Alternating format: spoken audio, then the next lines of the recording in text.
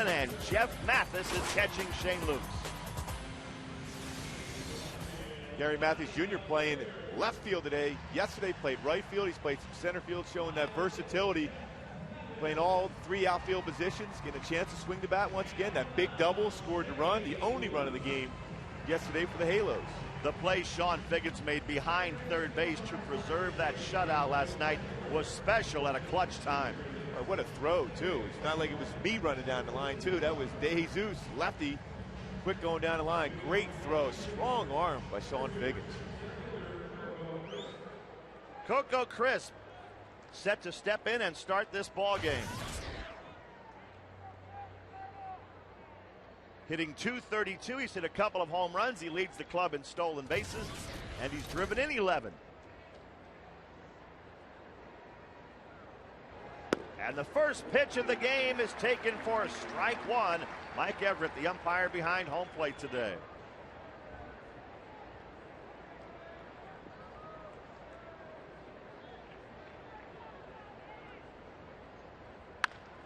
And Chris hits it right back to the mound. Good play by Lukes.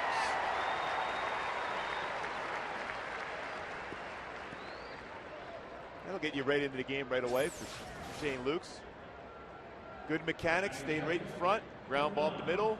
Would have been a base hit. Fielding your position. Always say, pitcher, once you release the ball, you become that fifth infielder. Nice play by Shane.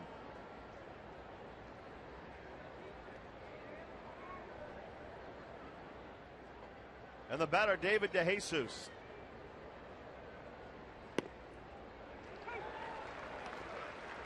Some of the guys are wearing pink wristbands. You see when they're more closer to the elbow, really, for DeJesus. There'll be pink bats. And it's all part of Angels baseball and the Coleman, Susan G.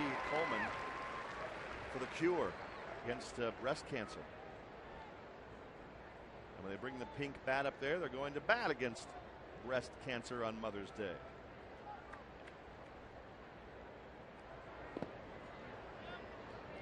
One and two to David DeJesus.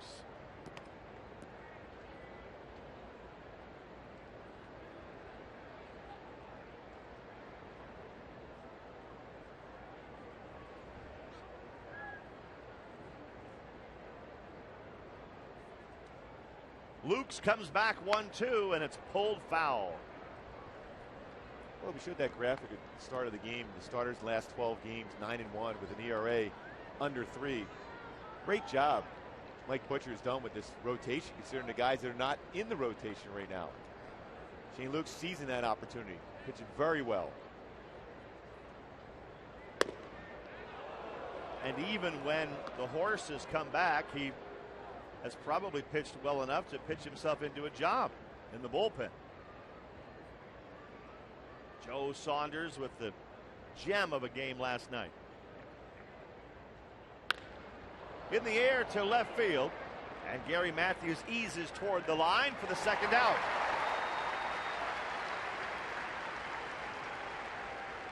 And there's no better feeling in the world when you pitch a game like Joe Saunders did, to be able to come to the ballpark the next day and just kind of sit back and relax and watch one of your fellow starters go out and try to do the same type of deal. And it's, you feed off of that, the energy. You want to do just a little bit better than the guy the night before, and it's going to be a tough one for Shane Lukes to do better than what Saunders did last night. First career shutout.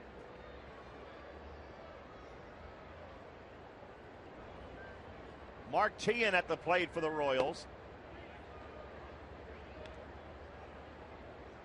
The Royals offense wasn't having any trouble scoring runs in the 6 games prior to this series, but they sure have had trouble here. Another one down the line. Matthews again racing over, and this time he does not quite get to it. It's a ground rule double for Mark Teahan. He was playing him a little bit closer to center field. Yeah, the reports were he was going to be more of a pull hitter, but Teahan waited back on that pitch in the outside part of the plate. Gary Matthews Jr. had a long way to run. And the ball had some English on it, too.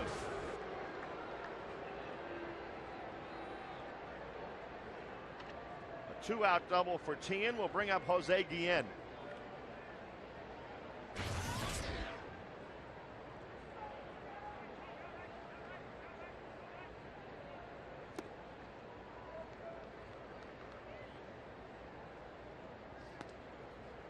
Jose hitting .274. He's hit 3 home runs and driven in 11 runs.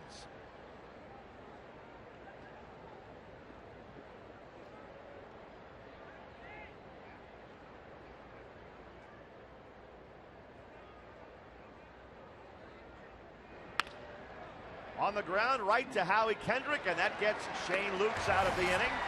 The Royals are out in the first.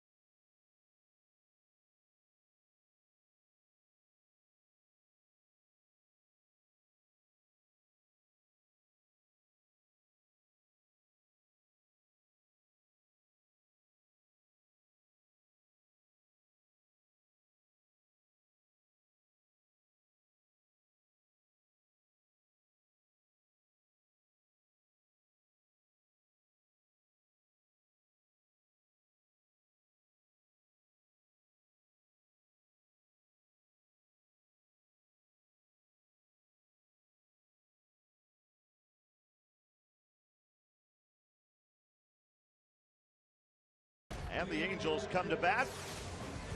Figgins, Matthews, and Abreu will bat in the first inning. Torrey Hunter, Kendry Morales, and Mike Napoli in the middle of the order.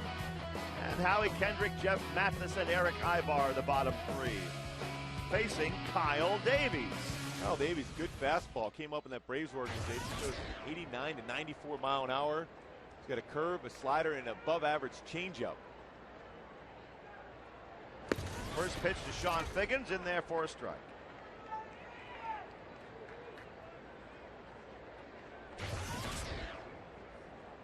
Figgy hitting .262.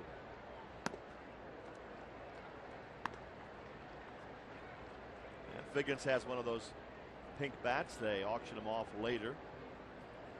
The money goes to fight breast cancer.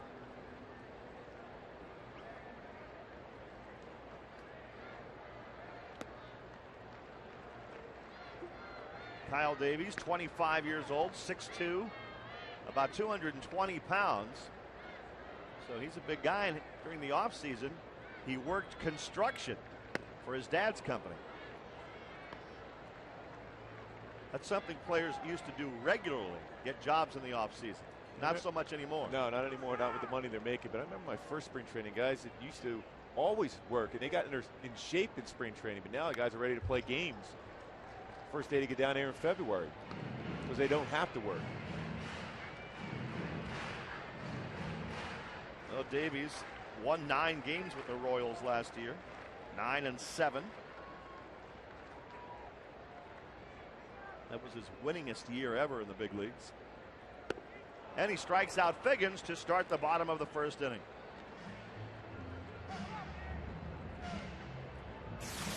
Defensively, the Royals in the outfield to Jesus, Crisp, and Guillen. 3 pretty good outfielders. Butler and Callaspo on the right side. Luis Hernandez playing shortstop today. T into third. Miguel Olivo catching Davies. And Trey Hillman managing the Royals to first place so far in the AL Central. Although the Angels have slowed them down a little bit. Trey waited a long time to get back to the States and back to the big leagues, and finally got a chance with the Royals. And they like him in Kansas City. They like the way he prepares fundamentally. He has the guys doing the right things to be able to win games. Their offense, not a lot of power in it, but they have to manufacture runs similar to what the Angels do, and they're relying so much now for pitching like they did back in their days in the 70s and 80s, the Royals. 2-1 to Gary Matthews. That strikeout of Figgins had to be a little bit of a relief for Davies, who hasn't really been getting many strikeouts. His last 3 starts, he has struck out only 4 batters.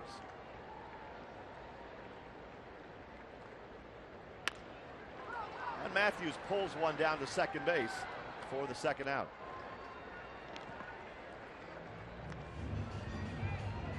Two down in the first with Bobby Abreu coming up.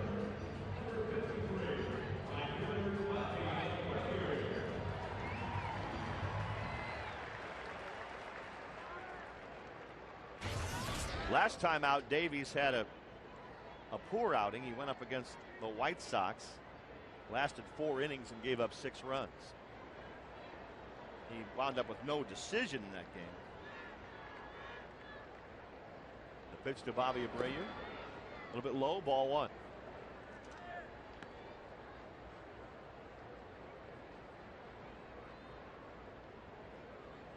Abreu at 309. No home runs. 12 runs batted in.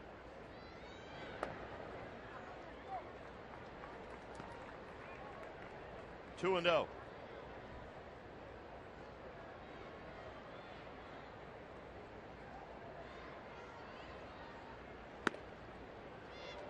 The interesting thing about Davies, left-handers are only hitting 146 against him.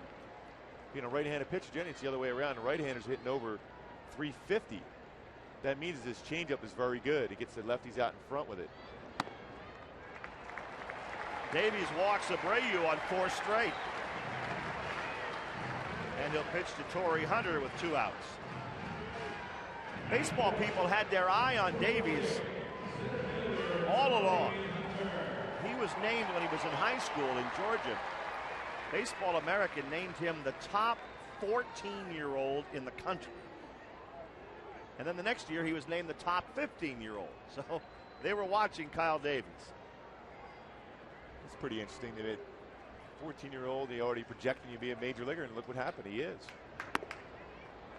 Torrey Hunter takes low and outside.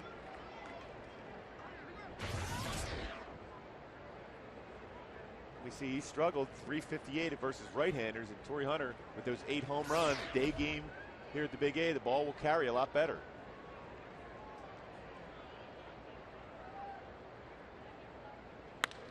Torrey lines it to left field at the Jesus, and that retires the side. He hit it hard, but it's an out. After 1 inning at the Big A, no score.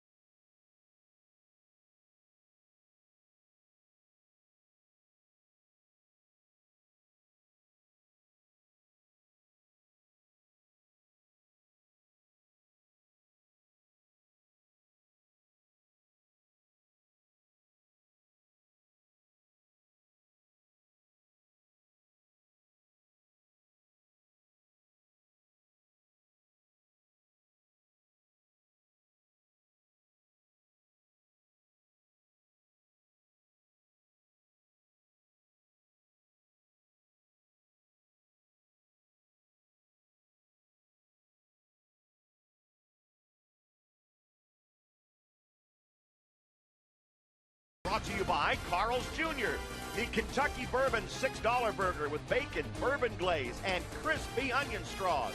New at Carl's Jr. No score as we move to the 2nd inning at the Big A. Happy Mother's Day, everybody. Nice day to bring mom to the ballpark. As long as she pays. Oh, you're so kind, Rory. I always knew you had that in you. Billy Butler at the plate. No.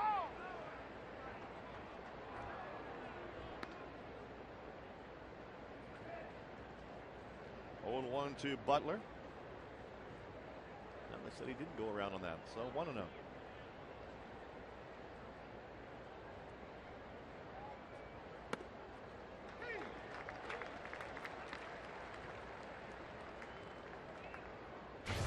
Butler, Jacobs, and Kayaspo for the Royals in the second.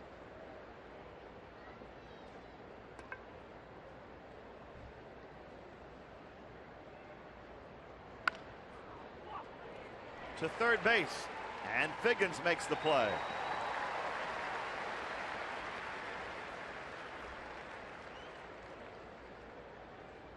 Wasn't quite as significant of a play as last night's great play at third base, but Sean Figgins gets that first out of the inning.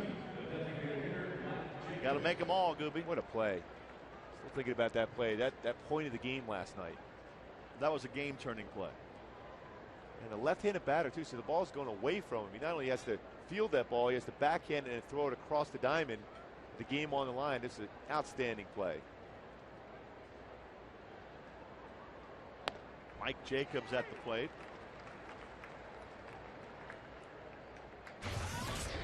Maybe it was an early birthday gift from Mike Butcher. Happy birthday, Butch. Today's his birthday. The Angels pitching coach. Well, the pitchers have been treating them very well. Yes, they have.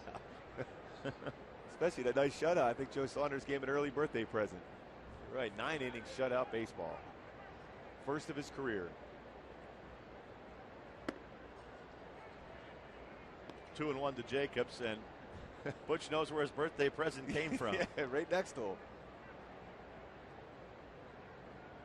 Butch has done a great job. When you consider what he's gone through this year and be able to keep the staff intact and put up the numbers, particularly out of that starting staff. Outstanding.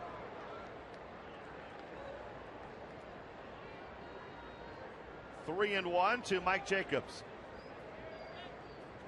DHing for the Royals.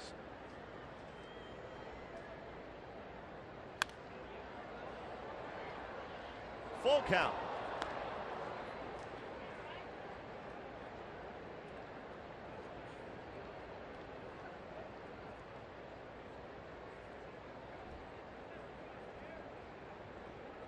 Luke's 3-2 to Jacobs. Broken bat behind second, and it'll be a base hit. Although a nice try by Ibar behind second base.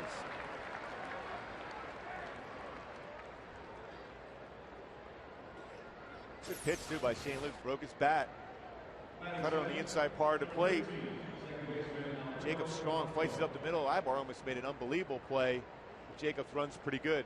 See the ball right here on the inside part of the bat. Perfect pitch, jammed him. Jacobs strong enough to be able to fight it off, get it into the outfield grass, and then beat it out for an infield hit. Alberto Kayaspo at the plate for the Royals.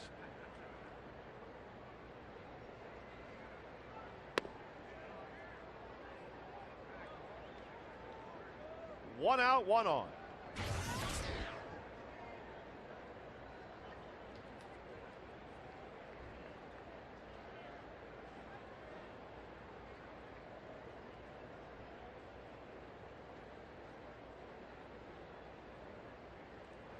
Even after losing the first two games of this series, the Royals are still in first place in the Central, but only by one game over the Detroit Tigers. And the Tigers winning today, bottom of the ninth in Cleveland, 5-1.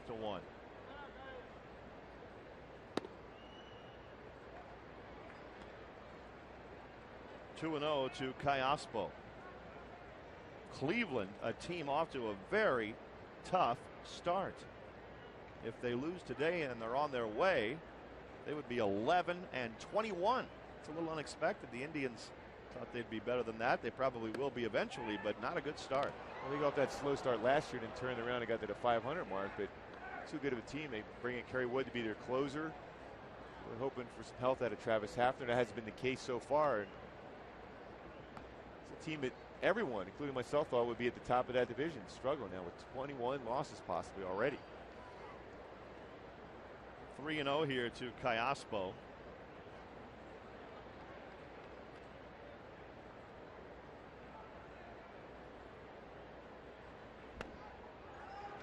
The Angels could move into first place today. They start the day half a game back of the Rangers.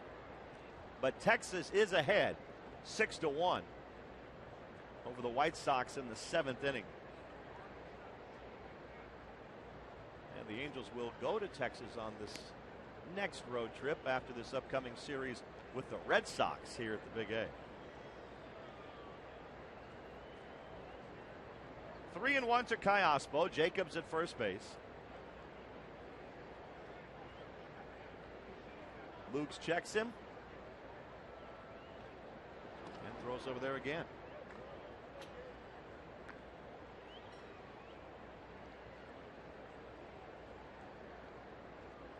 This is the 30th game of the season for the Angels, and they've gotten through the first 29, 15 and 14, which is pretty good considering everything that has happened. Kayaspo pops one into shallow center field. It drops in. The throw to second by Hunter, and out at second base. Jacobs got no read at all, and he is forced out at second on what would have been a single to center field. Real nice awareness by Torrey Hunter in center field. He realized it right away. He wasn't going to be able to make the play. Good job. A lot of time an outfielder would sit there and wait on the ball, come in, make that strong throw to get Jacobs by half a step. But as a base runner there, you got to get a good secondary lead and read that off the bat. There's no way an outfielder is going to catch that ball. No, that should never happen. An 8-4 forced play. 2 outs. Miguel Olivo at the plate now for Kansas City. This Kansas City team that is struggling to score runs. It seems like when things are going bad, things like that happen. Especially when the play's right in front of you. You're the base runner. You're taking your secondary lead. You're getting a jump off the base, and the ball's in front of you, and you don't even pick it up. Great break by the Angels, for the Angels right now. 0-1 to Olivo.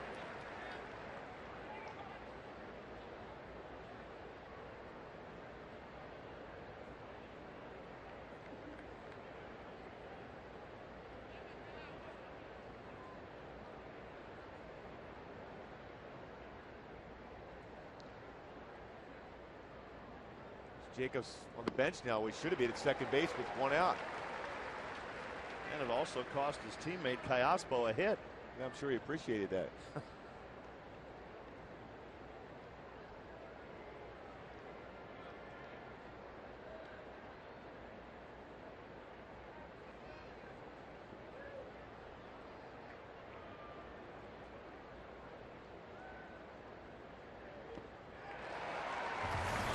And Luke strikes out the next batter after Torrey Hunter makes the heads-up play in center field.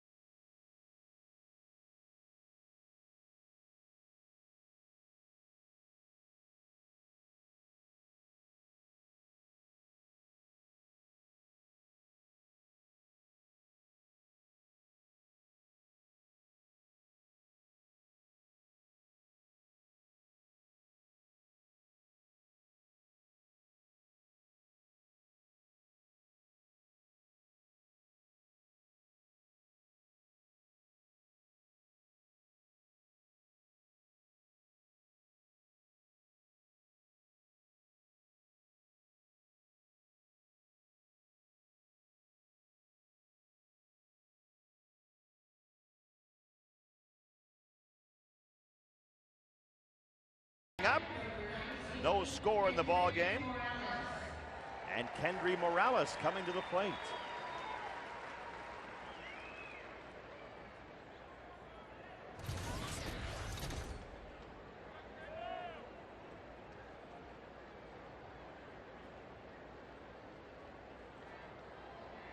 Kendry Morales had a great game yesterday. Had a couple knocks, but good at bats against Greinke throughout. See if we can continue it on.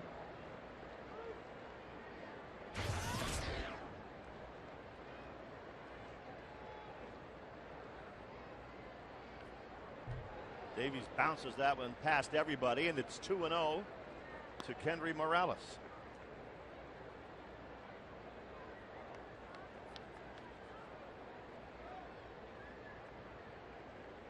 You would think it's a fastball count, but Davies has a very good changeup. Morales hits one in the air to the left side, and out of play. Another terrific crowd here at the Big A, where the Angels are averaging over 41,000 per game. Right now, they have drawn more fans than any other team in the American League.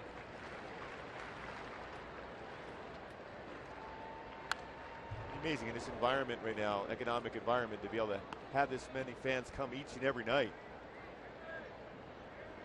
They're drawing more than the Yankees too, huh? So far. And their stadium holds a lot more than the Angels Stadium does.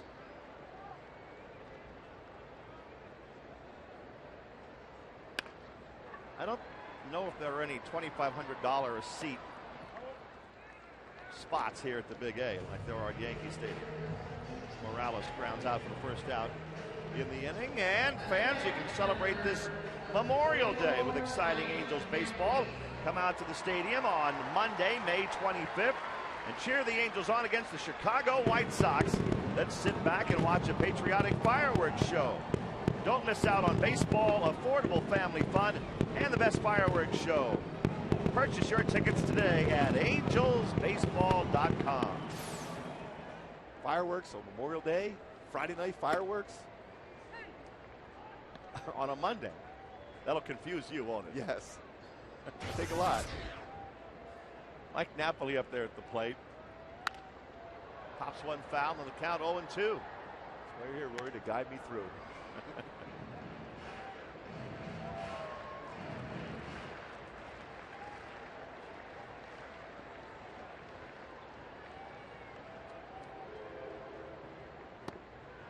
Down he goes. So a 3-pitch strikeout there for Kyle Davies. Kyle Davies, his second strikeout of the ball game.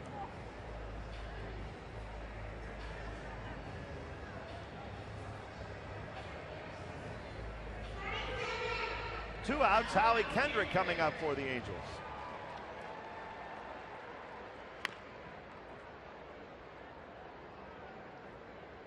Oh, 0-1 to Howie.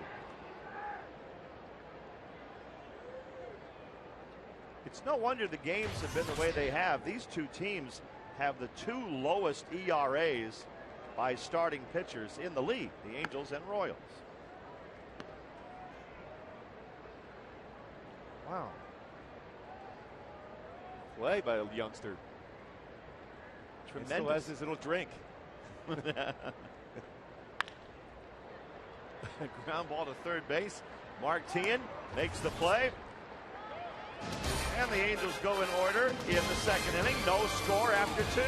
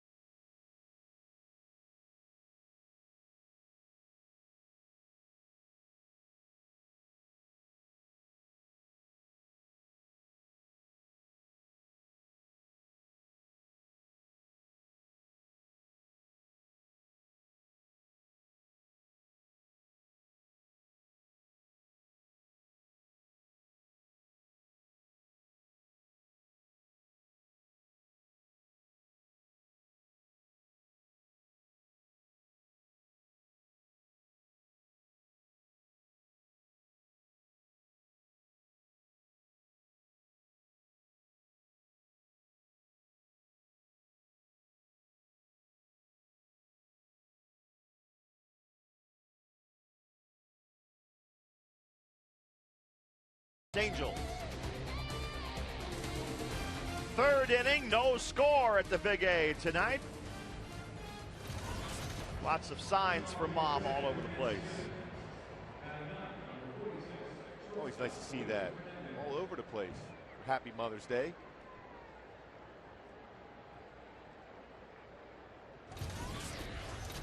Luis Hernandez leading off the third inning for the Royals. He has not appeared in this series. The last time he started a game was last year on Mother's Day. I mean, you can't make that up.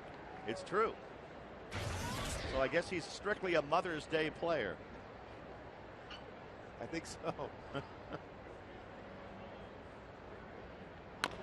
He chops one off the plate. Tough play for Lukes.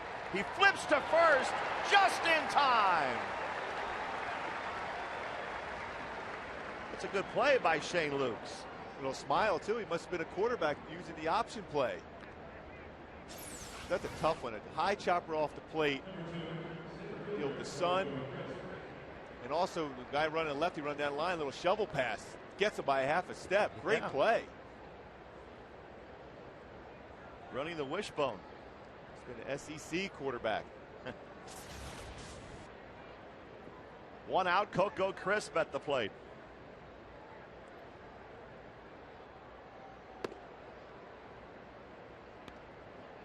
Crisp hit one right back to Lukes. A sharply hit comebacker, but he's 0 for 1.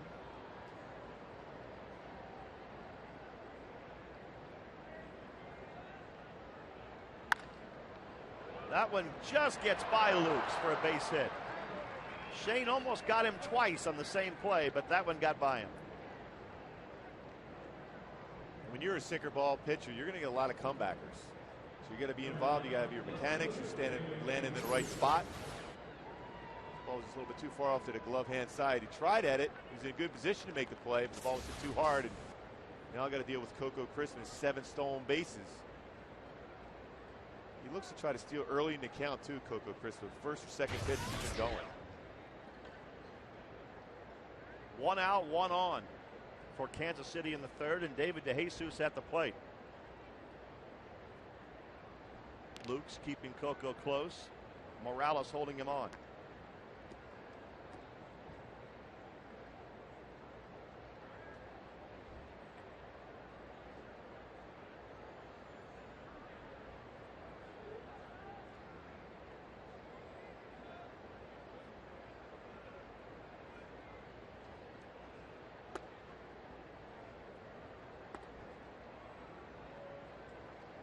Try on that pitch out. Mike Scioscia realized that Coco Crisp, that first game in which he had a couple stolen bases, went on the first pitch. Now, certainly with a 1-0 count, he's got to think of the lines that the Angels won't pitch out back to back. But Mike Scioscia will do that. 1-0 to David DeJesus.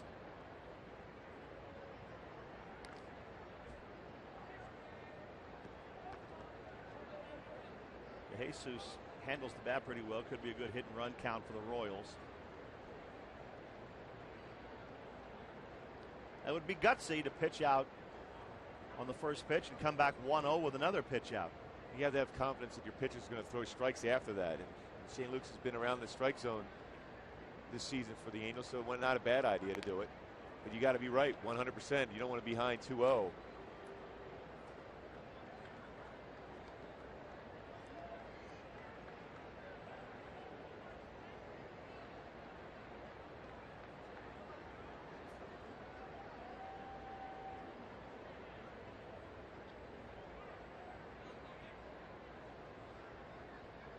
Go with a fastball on the outside corner. Better chance to throw somebody out with a fastball on the outside corner. Crisp not going, and Lukes misses with the pitch. See, a lot of times a catcher will put a fastball sign down and put it on the outside part of the plate. That gives you a better chance of catching and throwing out a base stealer as good as Coco Crisp.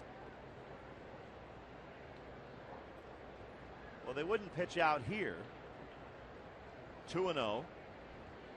And Crisp away to a pretty good lead. Does not go. Now you have to think if the Royals are putting something on, this would probably be the pitch. Perfect count, 2-1, 1 out. Well, it's a hit and run or a straight steal. There's going to be some action here, and the Royals have had a tough time scoring against the Angels in the series so far. So this is a situation where you got to try to create opportunities to score, get the defense out of their comfortable position.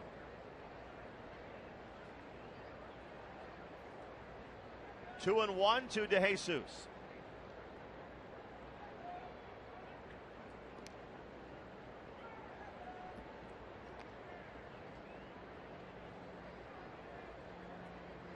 Luke's making sure Crisp knows he's aware of him. He's thrown over there several times now. Pitchers have the option to throw over there, but also there's a sign from the manager to the catcher. He wants a throw over. Just the way he can give away what they're going to do. Good lead for Crisp. And a close play at first. I think Coco telegraphed it a little bit there. He was running. Plus, Shane Lukes did a better job even there because he held the baseball longer. Quick footwork, good throw. Coco Crisp barely got his hand in.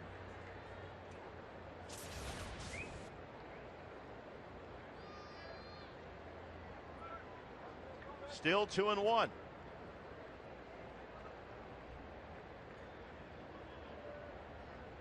He does not go, and DeJesus fouls it away.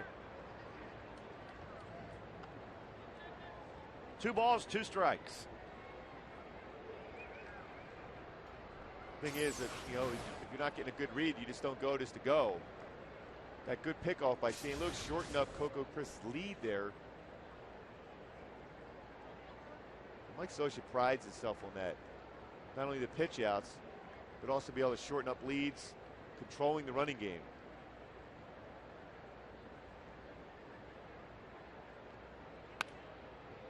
Another foul off the bat of DeJesus.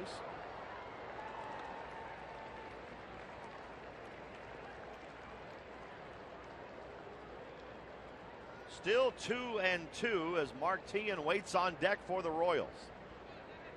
And Luke's working hard here in the 3rd inning.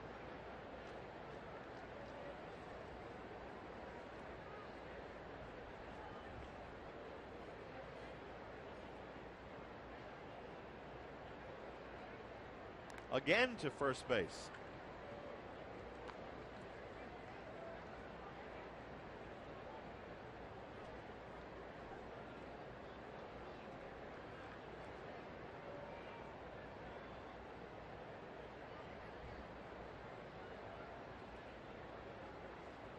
Two balls, 2 strikes.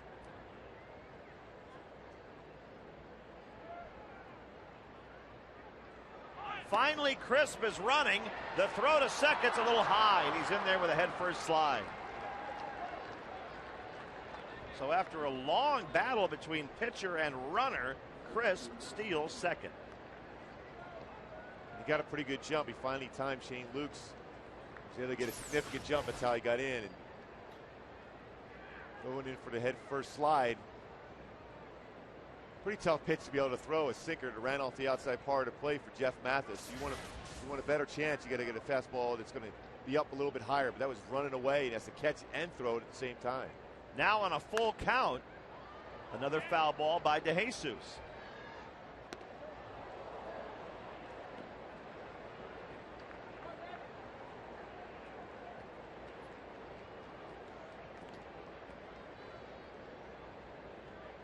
Seven pitches to him already here, and this is a spot where so far the Angels done a nice job, but it's Coco, Crisp, and DeJesus combined only going 2 for 18, 2 for 17 so far to keep the top of that order off the bases. And he strikes him out. A long battle with DeJesus goes to Lukes. And the Royals, with runners in scoring position in this series, are now 1 for 16. It's that good hard slider down at the back foot of a left-handed batter. Shane Lukes, good pitch, perfect location. 2 outs for Martin.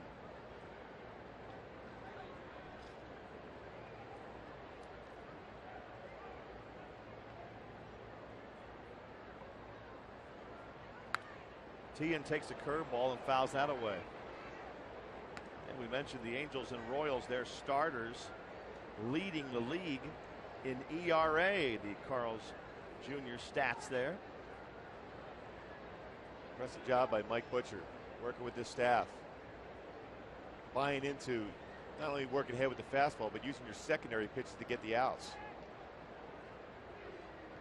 Good slider there to get DeJesus on that back foot.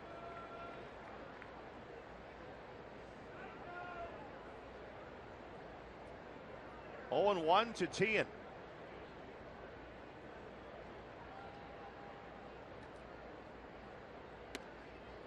Inside and low with the fastball.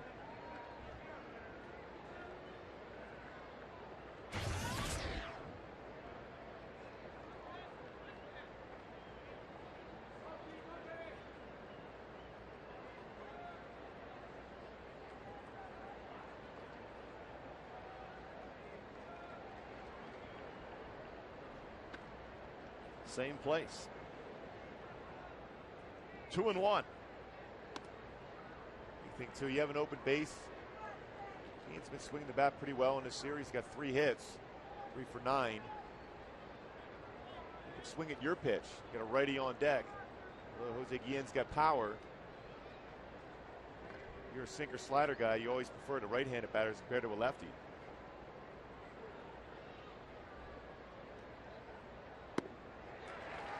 Two balls, 2 strikes to Tian.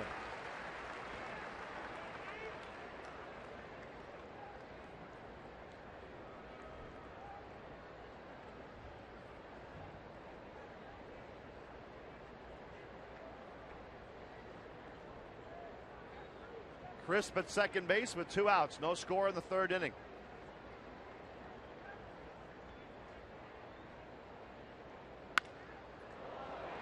That one's down the left field line, and it's a fair ball down into the corner. The Royals score first today on an RBI double by Mark Tian. 1-0, Kansas City. And Tian has that good inside-out stroke. Both times hit a double down the left field line. It's on the outside part of the plate. Change up. Went the other way with it. St. Luke's not happy with himself there, but not a bad pitch. Tian likes to go inside out. Hit that ball hard for a double. Here is Jose Guillen.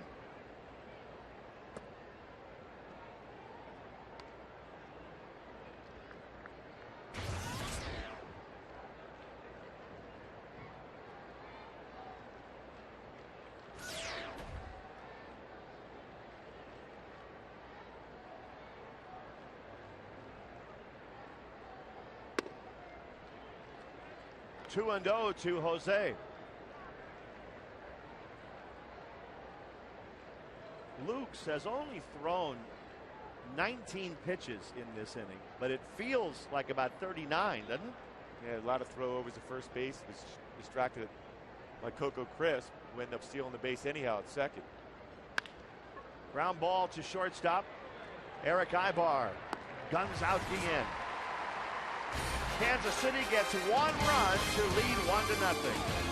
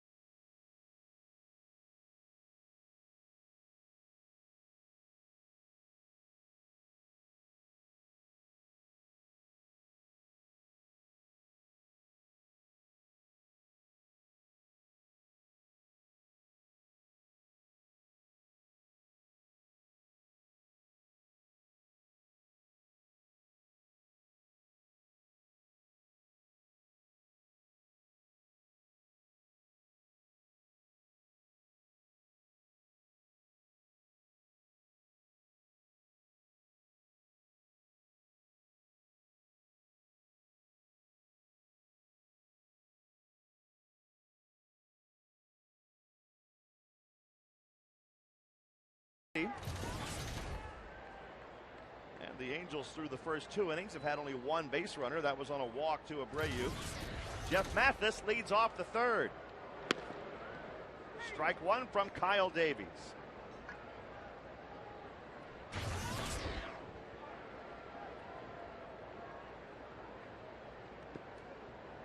That one was well short of the plate.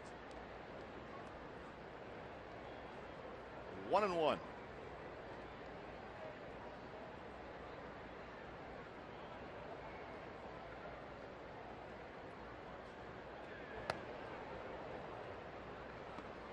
Davies has been hitting his spot, that fastball today, 91, 92, and mixing in that slider. Got a good curveball, but his changeup be his best pitch. And so far, the command of the fastball has been there for him.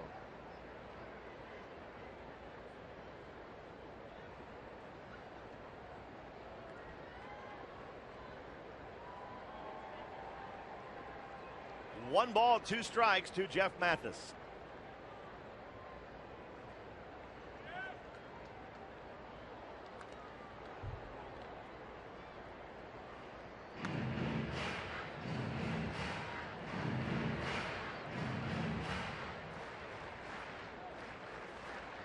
The Angels with their 3-game winning streak coming into this game. They have not won 4 in a row this year. Not yet. Ground ball to shortstop, and Hernandez makes the play to retire Mathis. 1 down in the third. Eric Ibar coming up. Kids, are you looking for a great addition to your game room that includes the Rally Monkey? Well, if so, come out to the Big A Saturday, May 30th. All kids ages 2 to 18 plus Gubaza will receive a free Rally Monkey board game set courtesy of Stemrick's Heritage Foods. This 2-in-1 set includes game favorites like checkers and tic-tac-toe.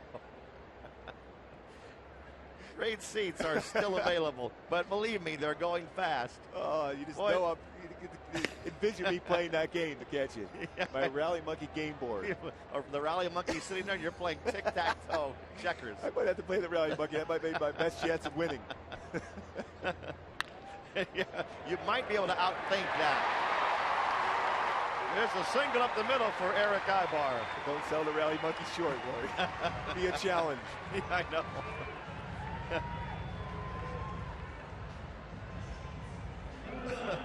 One out and one on. You know, it's amazing with all the technology today how popular checkers has remained. One of the best.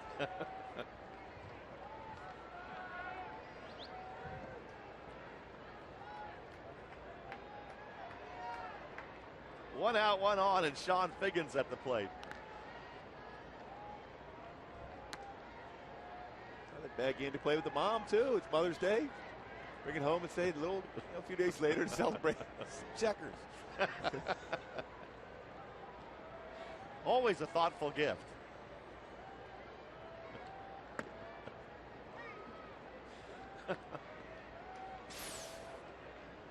Yeah, see, the monkey does like to get checkers. I don't know. I'm a little afraid right now. I think he's got some inside information.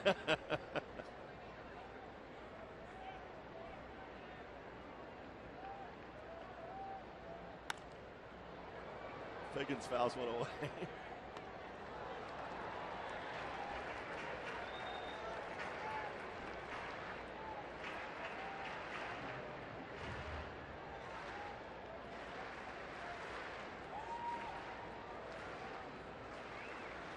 One out, one on for the Angels in the bottom of the third.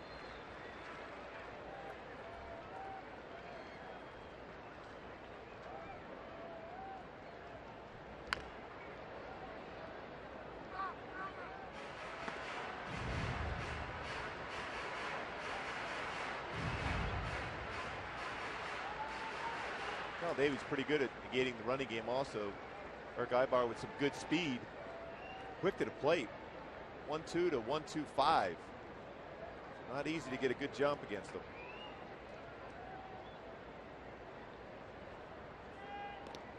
Ooh, close at first base. Ibar just got back. Pretty good lead. It was leaning going 0-2. A lot of times base runners will think in the lines of a pitcher's going to throw an all-speed pitch, whether it's a curveball or slider. 0-2. That's your best chance because that's a tough pitch to be able to catch and throw for Olivo. They had to spot it. Threw over there to first base now a couple times. So not a bad time to put a pitch out on if you're a manager.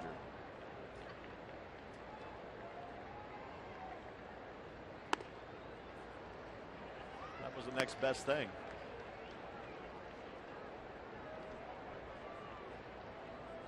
One ball, two strikes to Sean Figgins.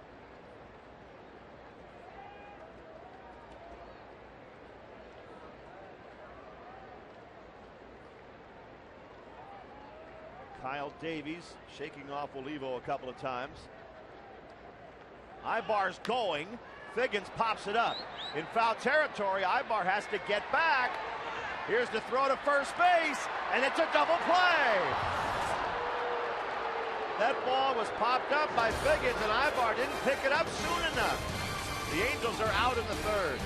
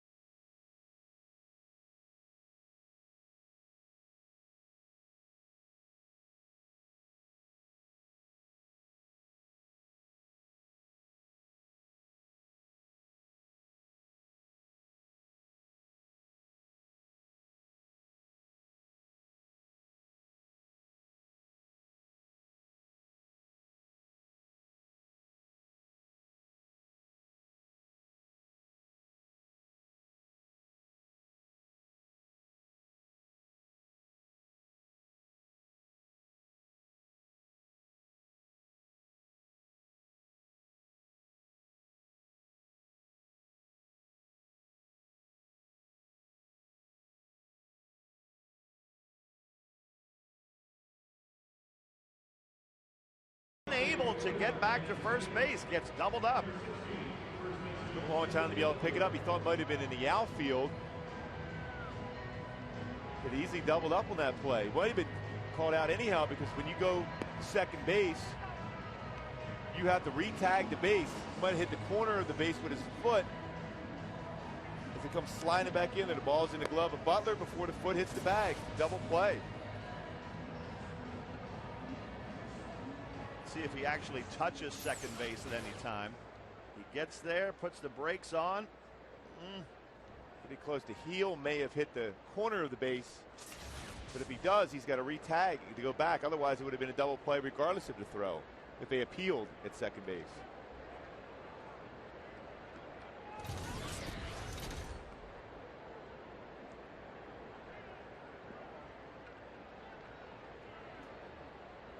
Billy Butler leads off the fourth inning for the Royals.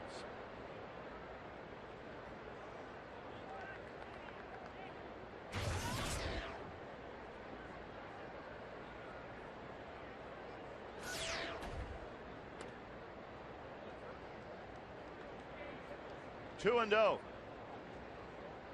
Shane Lukes labored a bit through the third inning, but got out of it giving up only one run.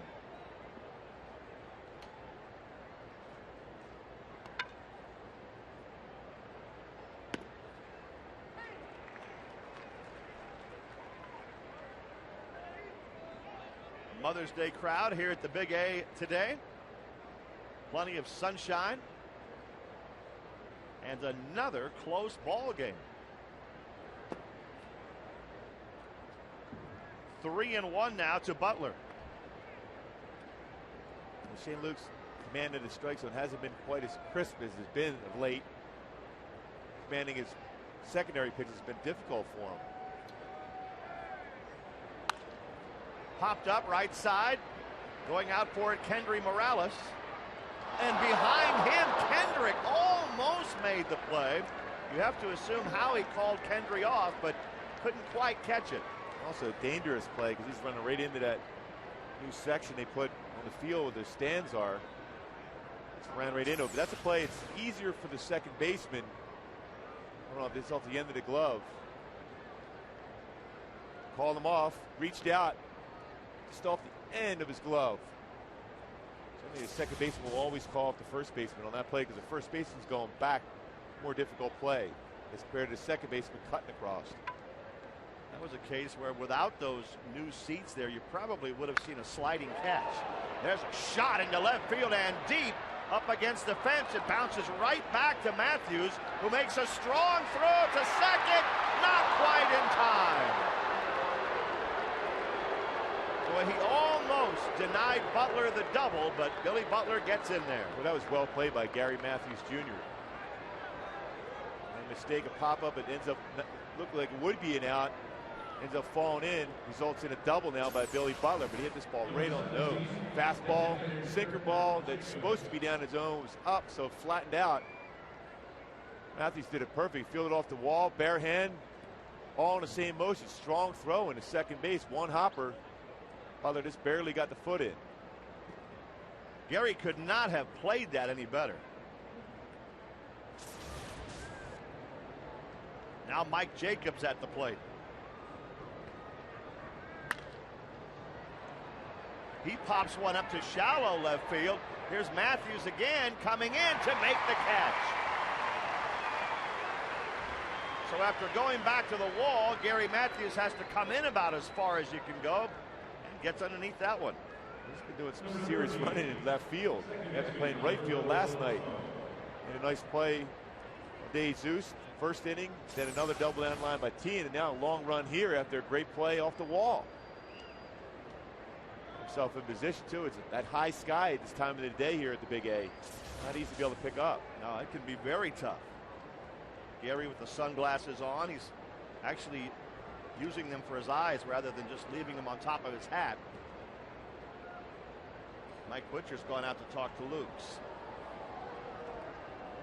Fans, the new Diamond Field box seats are now available on a single game basis. Located on the field, you just saw them come into play. This seating area is just a few feet away from the home and visitors dugouts. There are several games to choose from, so call 888-796-HALO or visit angelsbaseball.com to purchase your Diamond Field box seats today.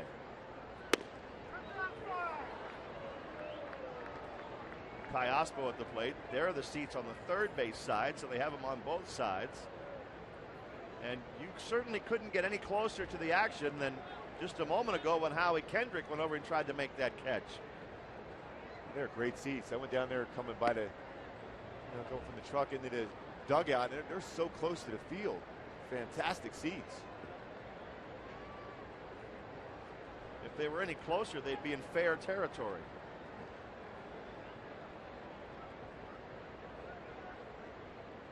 Two and 0 to Jacobs.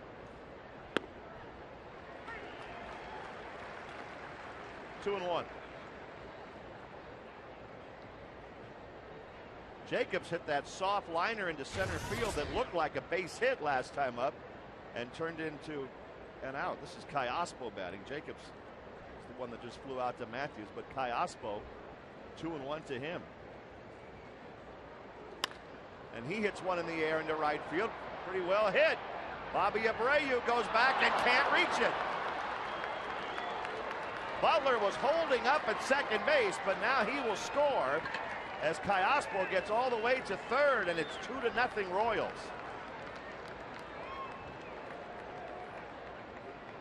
St. Luke's having a tough time getting ahead of the count. He's been behind a number of the batters the last 2 innings. Results are fastball counts, better swings. That time he ended up throwing a slider in there. Bobby Abreu tried to go back on that baseball, but in the daytime it's carrying. Now it's going to force the Angels to bring their infield in, now behind 2-0 with a man on third and 1 out. Abreu got very close to that one, just couldn't quite run it down. Now with Miguel Olivo up, the Angels have the infield in.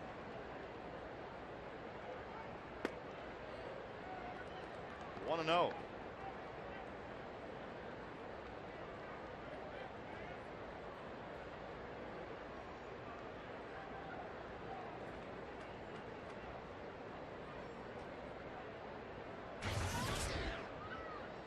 Callaspo at third.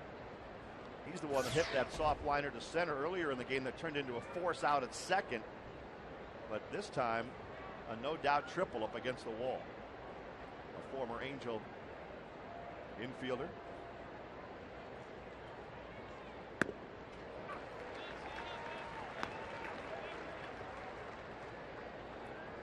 Callaspo, runner at third, he was in that group with Ibar and players like that, and they all kind of came up at the same time, and Callaspo wound up with a job elsewhere. A very good year for the Royals this year. 347. 1-1 to Olivo. 2-1. The Royals have 6 hits off of Lukes. And he needs a big pitch here to get out of this jam without that runner at third scoring.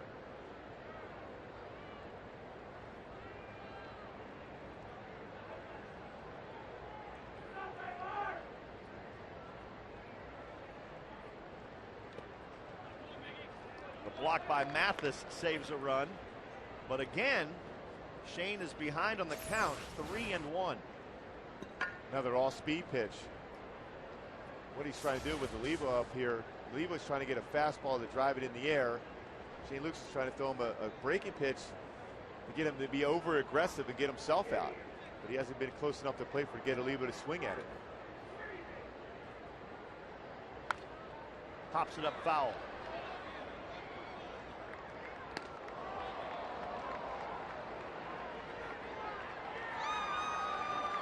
Pretty good reaction to that play in the seats.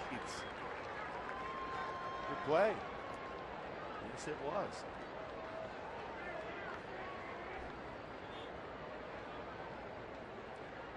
Three and 2. And a chopper foul, third base side.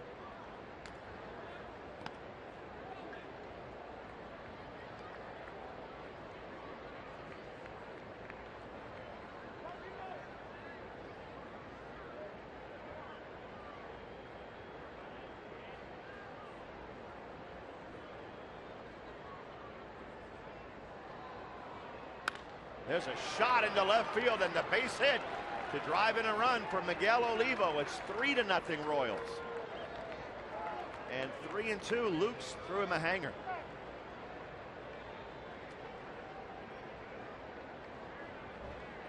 One of those pitches too for Shane Lukes. He had to get down in the strike zone. He hasn't been quite as crisp with that breaking pitch, whether it be the curveball or slider.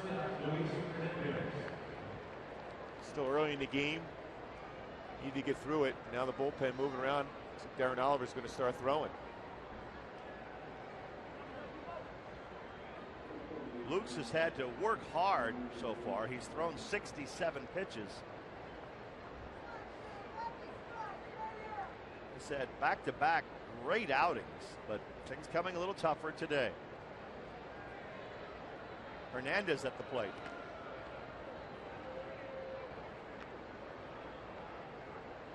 I don't know if anybody counts such things, but Lukes has thrown over to first base a lot today.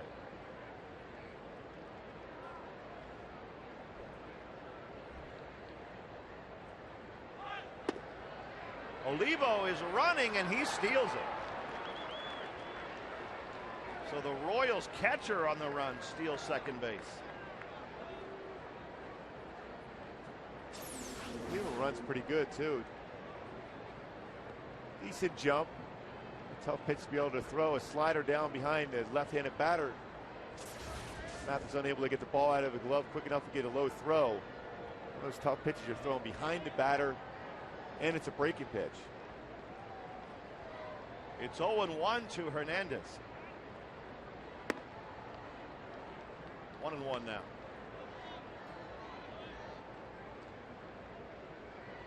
So Shane Lukes, right now, you feel like he's just fighting to try and stay in this game.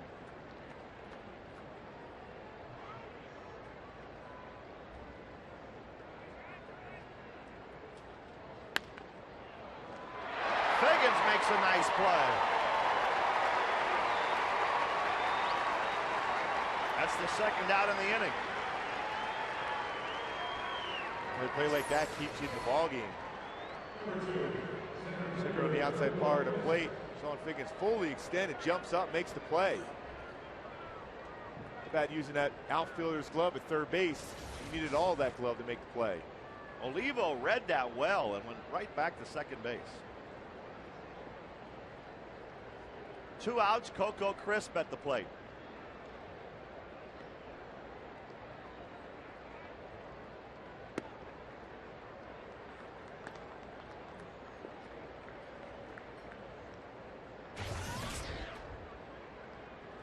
Crisp 1 for 2.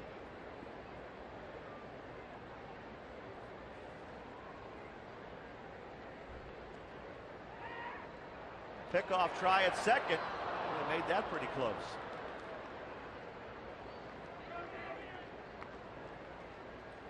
Good play to do that, especially a catcher at second base. He's looking to get a good secondary lead to be able to score on a single.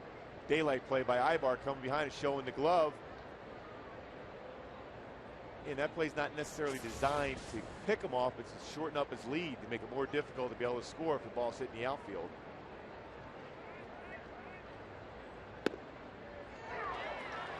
1-1 to Coco Crisp.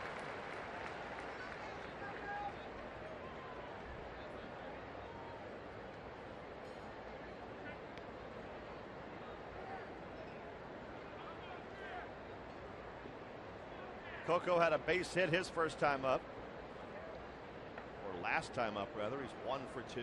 Singled up the middle last time up. And it's 2-1 to him now. Twice he's hit the ball up the middle. The first time Lukes made a nice play on it. Last time it got by him and into center field.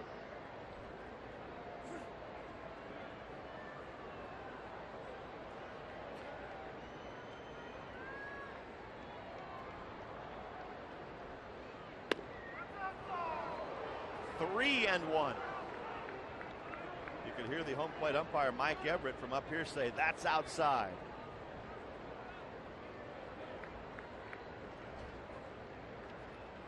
This will be the 26th pitch of this inning.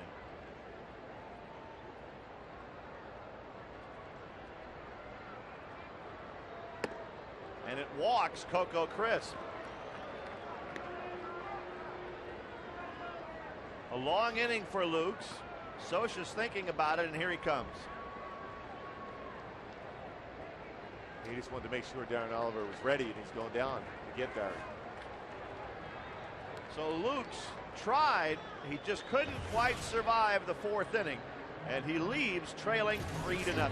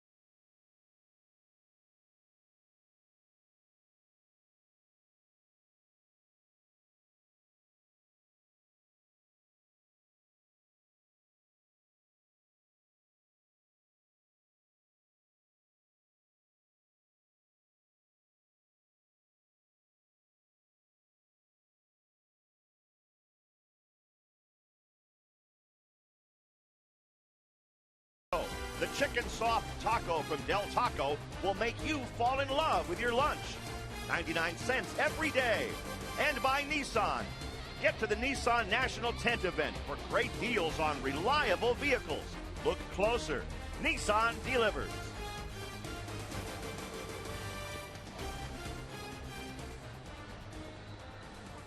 Darren Oliver in the game for the Angels, who trailed 3-0 in the fourth inning. And Dio inherits a couple of base runners here.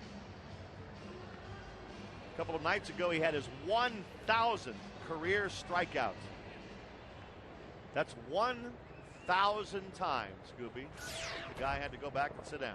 1,000 times he made that batter feel bad about his performance. Yep.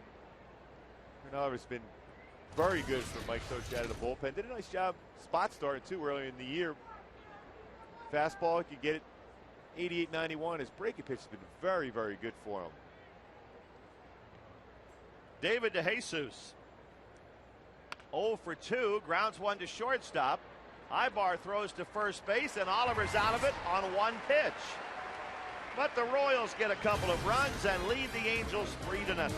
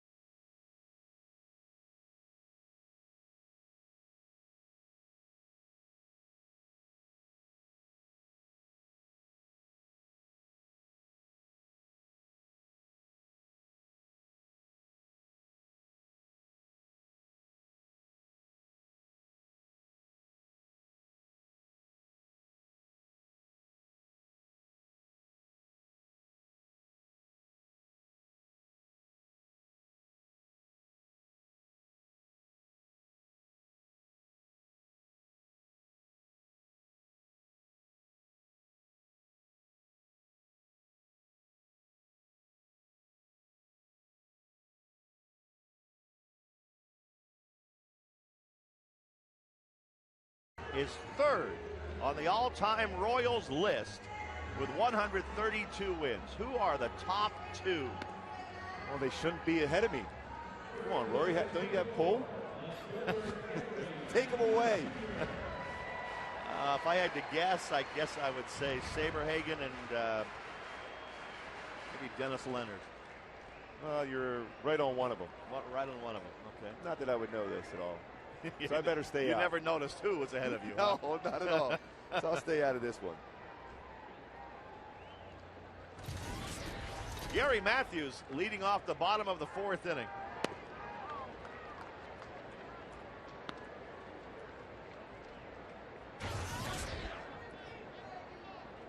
Gary grounded out his first time up.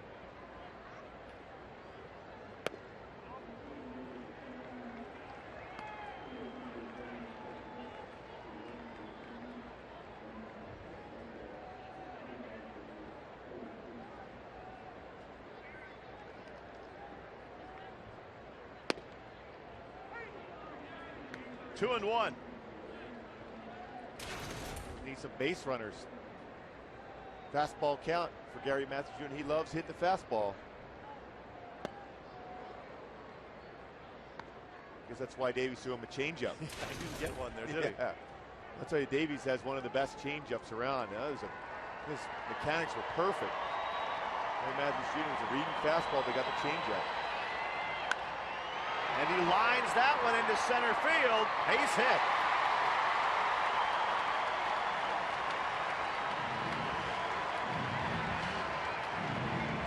Gary Matthews with a hit to lead off the fourth inning. Now Bobby Abreu coming to the plate. He is the subject of our infinity fact. He is one of 3 players with 100+ RBIs in each of the last 6 seasons. A-Rod, Albert Pujols, and this guy. How good is Albert Pujols? That is amazing. Very good.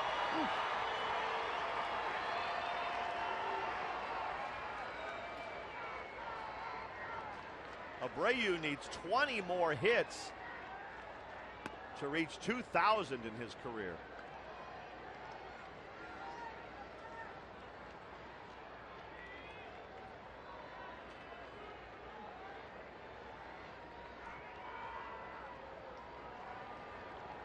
Oh, 1 to Abreu.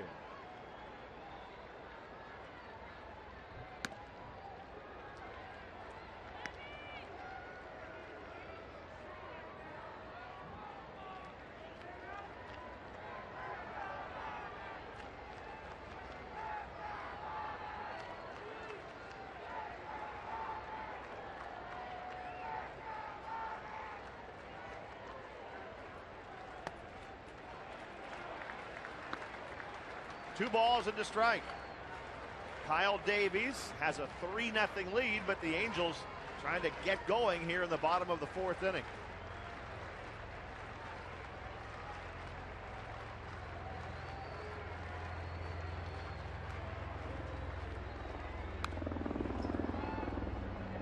Two and two. Well, that was a good pitch to hit, too, for Bobby Abreu. Fastball was out over the plate, looking for his first home run of the season. He had a good hack at it, too.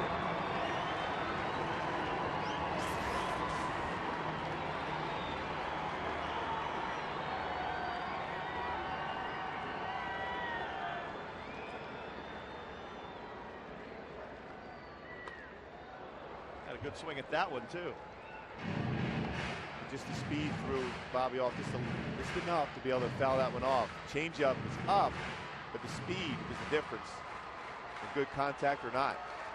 It's fairly amazing that the Angels are in their 30th game and Bobby has yet to connect for a home run. You just get the feeling once they start, he might hit 4 or 5 in a week.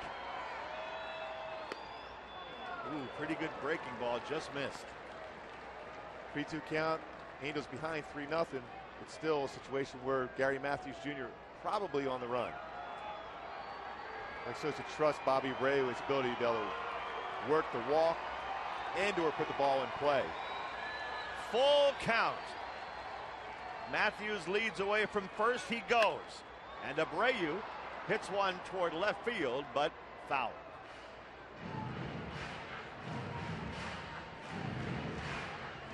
Matthews had a good jump, Gooby. He did. And most clubs don't anticipate a team stealing or going when you're down 3-0. They should anticipate it when it's the Angels. Torrey Hunter's waiting to hit next.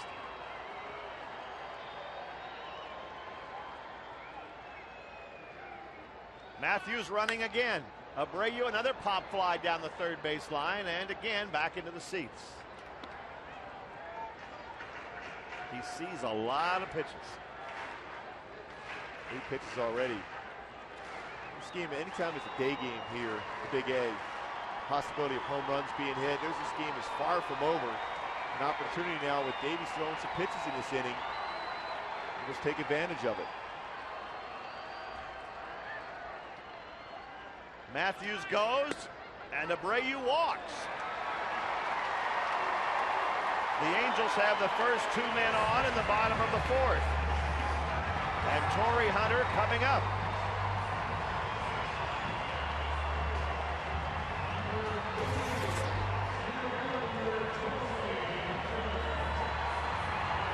Torrey Hunter's had some success against Davies. He's 5 for 12 with a home run. So as Earl Weaver would say, the best play in baseball is the 3-run shot. Just kind of difficult to call that play. But with Torrey up there leading the club in home runs, this might be a time.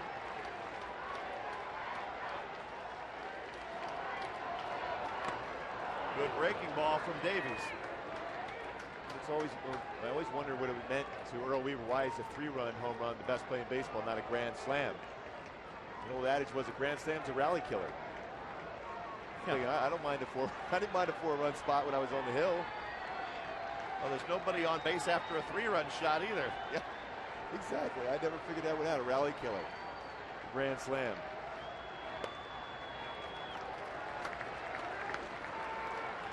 One and one to Torrey Hunter. Kyle Davies, his ERA at 5.88 coming in. 2 men on for the Angels. Matthews at second, Abreu at first.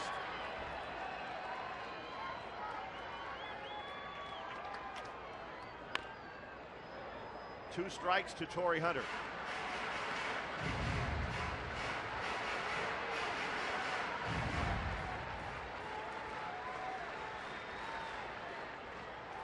Jamie Wright warming up in the Kansas City bullpen. Wow, that's unusual. You're up 3-0. Well, base runners, you're already going to the bullpen. Jamie Wright, a versatile guy, has been a starter and a reliever throughout his career.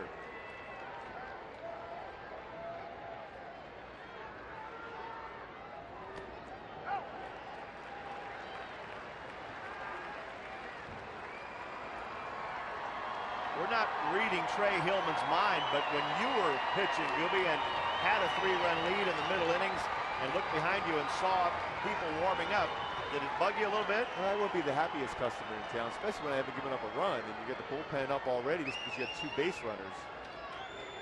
But his last game out, you mentioned it before, you up 6 runs. 2-2 to Hunter, who hits a shot into center field. Coco Crisp has a play on it. He makes the catch. Matthews will tag up and get to third base.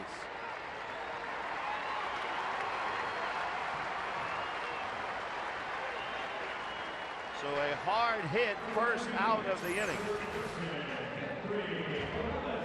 Pitcher wanted to be down, but was elevated. Hunter loves the fastball up. Particularly when he gets his arms extended. Hit that ball hard, but hit the wrong place, center field. First and third with 1 out, and Kendry Morales up there at the plate.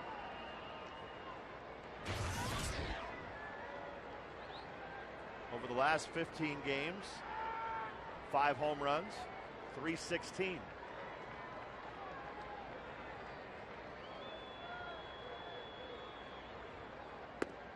And the Royals, of course, hoping he bangs a 1-hopper right at one of their infielders.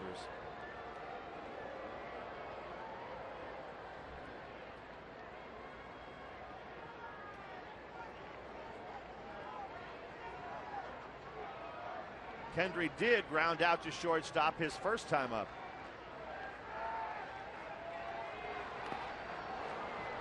Davies threw him a nice off-speed pitch there. Good curveball. Started high in the strike zone, right up top up here, and ends up dropping all the way down below for a perfect pitch to get that strike out in front of you. You're a hitter. You're thinking, I'm getting a fastball here. I want to get a pitch up so I can at least, at the very least, hit a sacrifice fly. Good curveball. Use that aggressiveness to get him to swing a pitch out of the zone. Fly ball, center field, might be the sac fly. Coco will not throw home, and Matthews scores from third. The Angels get on the board. 3-1 Kansas City. Base running too by Gary Matthews Jr. was able to tag up, fly ball to center, then scores on a fly ball to center field. Aggressive base running. It's a run across. You got to get that first run before you get back into the game, and now all of a sudden the Angels are back into it. 2 outs, Mike Napoli at the plate.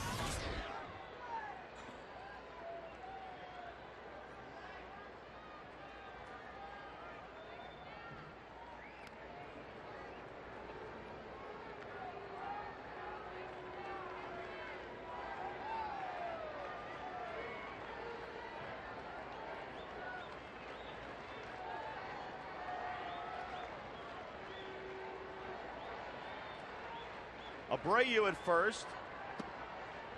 He is without question a threat to be running here. even though the Angels still down by 2, but Abreu has a dozen stolen bases. Got a major power threat up too for the Angels here, to a chance to tie it with one swing.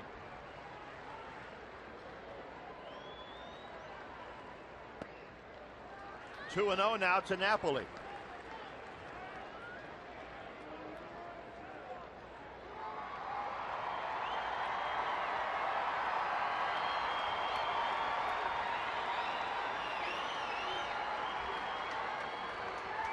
Good lead for Abreu at first base.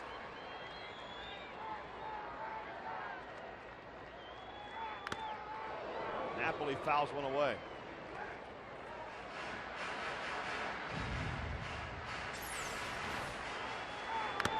Oh, that knocked Olivo's mask right off. Napoli can sympathize. That happened to Napoli last night. That was a good swing too by Mike Napoli. He just missed depositing that one out of the yard.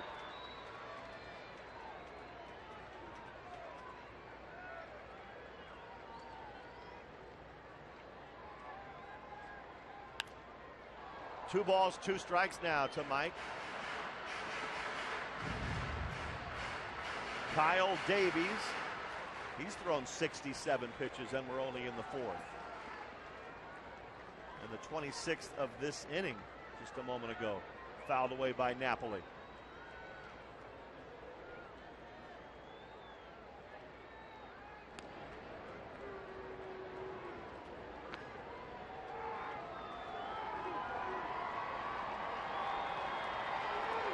Bobby Abreu trying to pick a spot now. This is a breaking pitch count for Davies.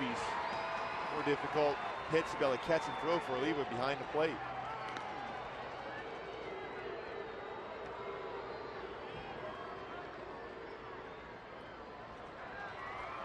Two balls, 2 strikes.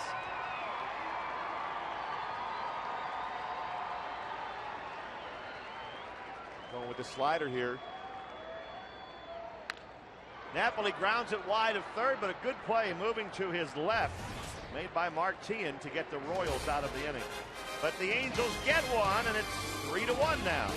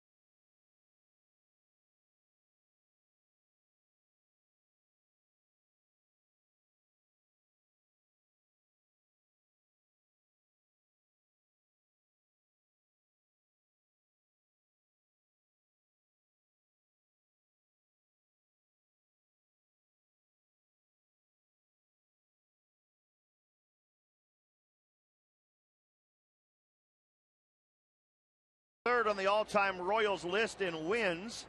Who are the top 2? Paul Splittorff and Dennis Leonard. Two of my mentors when I first came up. Dennis Leonard, until he ended up hurting his knee, missed 2+ seasons with a blown-out knee. He was penciled in for 20 wins every year. He's a dominant right-handed pitcher. Paul Splittorff, very good lefty. Martin up there for the Royals.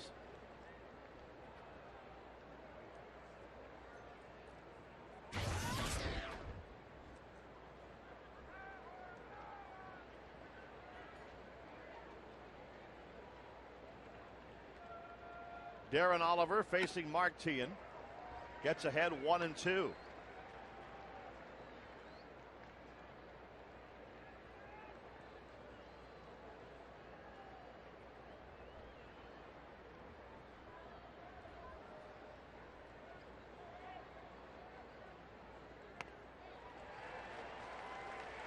Oliver gets career strikeout 1001. Perfect location on this pitch, too. Just filthy, wasn't it? Look at this guy. Number 23 for the Royals prior to Zach Greinke was Mark Gubicza.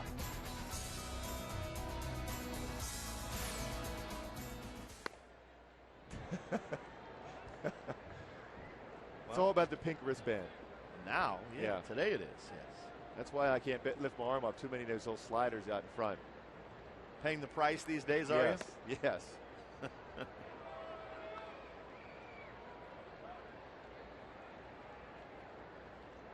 Jose Guillen up there for the Royals. 2 balls and no strikes. And a shot right back up the middle for Guillen. 1 out, 1 on. Billy Butler coming up. Well, you're not quite as old as the person that we want to say happy birthday to. We got a letter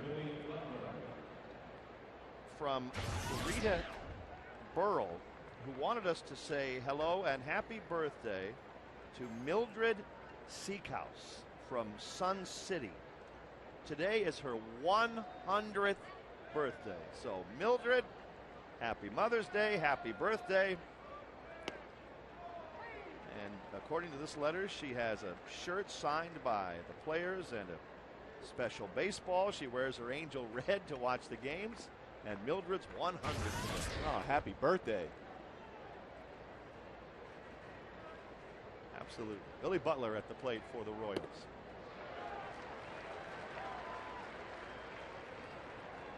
0-2 the count to Butler.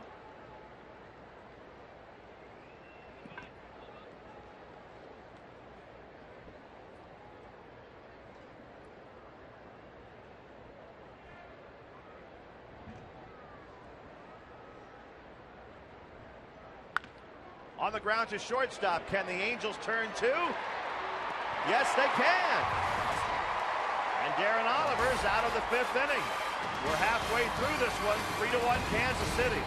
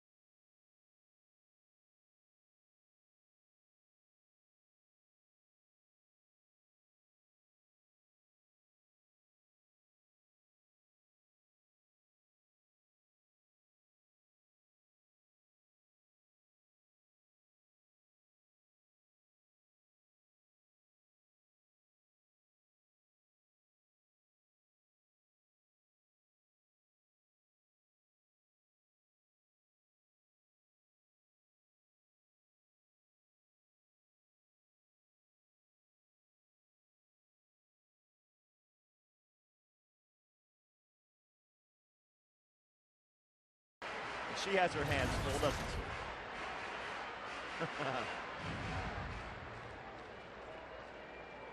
Perfect day to come out to the ballpark with the family.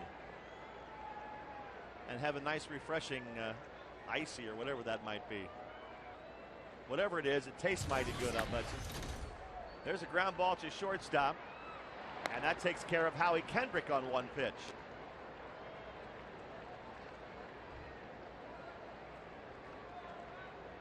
One out in the fifth.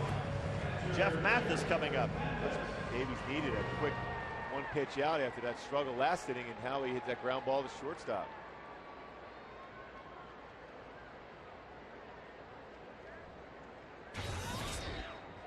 Jeff Mathis grounded out to shortstop last time up.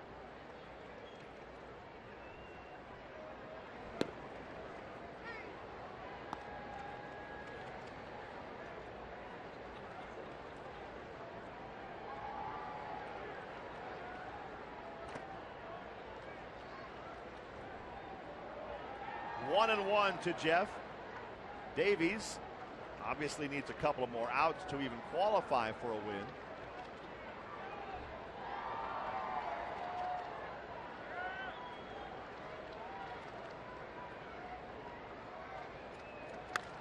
Mathis hits one in the air into left field. David DeJesus makes the play.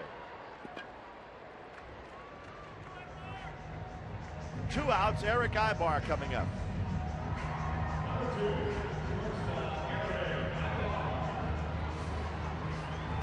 Sometimes in this situation, 2 outs, no one on, Ibar try to drag a bunt to get on base and try to steal a base in scoring position. Sean Figgins.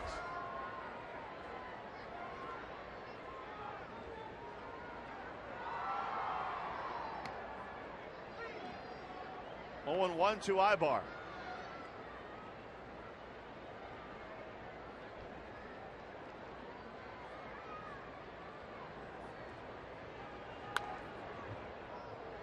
Two strikes on Eric.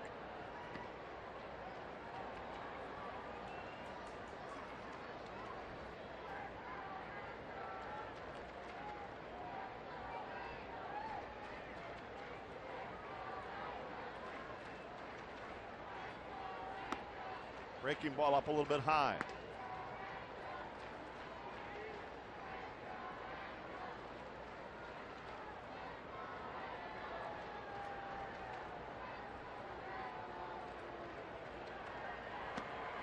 And down he goes. A good inning for Kyle Davies. The Angels go in order, and after 5, it's 3-1 Kansas City.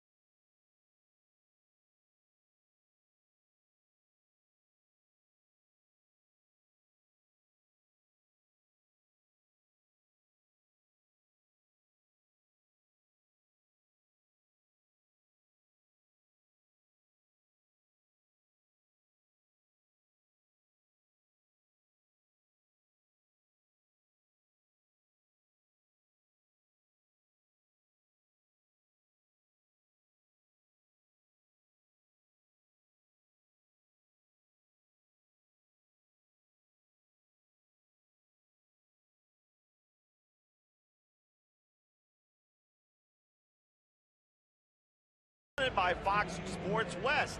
For just $18, Junior Angels Kids Club members receive 3 free game ticket vouchers. Plus, you'll be first in line for Kids Run the Bases, an exclusive Junior Angels white or pink mesh jersey, and a lot more than that. Log on to angelsbaseball.com and sign up to be a Junior Angels Kids Club member. Beautiful day at the ballpark today. That's another good observation, Gooby. Well, another day here in Southern California where it just doesn't get better than this. When you're talking to all the people in Kansas City, there's a bunch of them came out for this trip. They're like, every day's like this? I said, pretty much. Yeah, right. Jacobs with a soft liner into right field for a base hit. The Royals with the leadoff man on in the 6th. Careful of that bumblebee right there near your head. Whoa. That was close. That was close.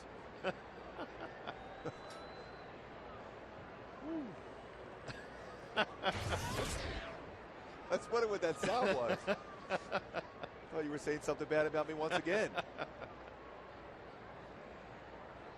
Yes, another beautiful day at the ballpark, except for all the bumblebees. Callaspo hits a fly ball into right field for the first out of the inning. Good reaction, though. Yeah. That was another line drive up the middle. Shocker.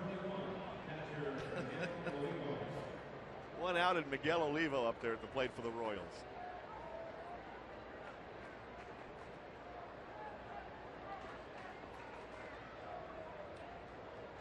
Of course, you being the good guy that you are, waved at that bumblebee until it flew into the Royals booth. Exactly. And they were diving for cover.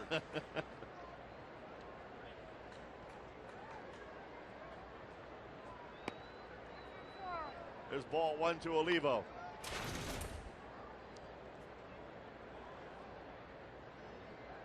Oliver's done a good job in relief of Shane Lukes. Lukes went 3 2/3 today.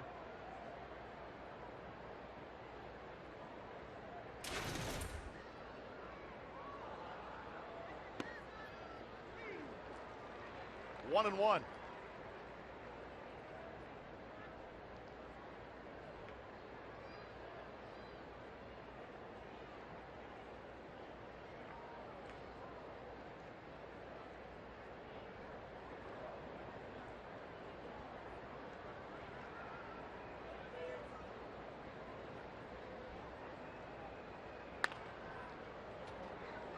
The Angels started the day just half a game out in the American League West, but they won't move into first place today no matter what, because Texas won their game, beating the White Sox 7-1 in Chicago.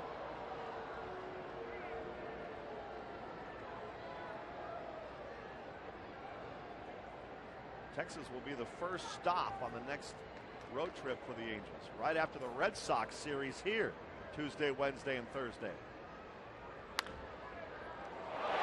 Figgins goes up to get that one on the third baseline. That's a fair ball when he caught it. Nice play by Sean Figgins. Sean Figgins with that big smile. Like Brooks Robinson at third base. Reactionary position, line drive. Fully extended once again. Sean Figgins on a roll at third base. That's a double if Olivo gets it down the line.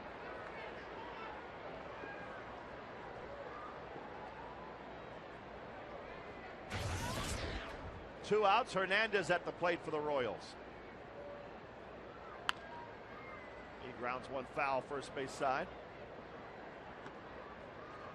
Well, he's an amazing stat. His last start was last Mother's Day. Chances of that? Probably not very good, but it is true. The last time Hernandez started, it was last year on Mother's Day.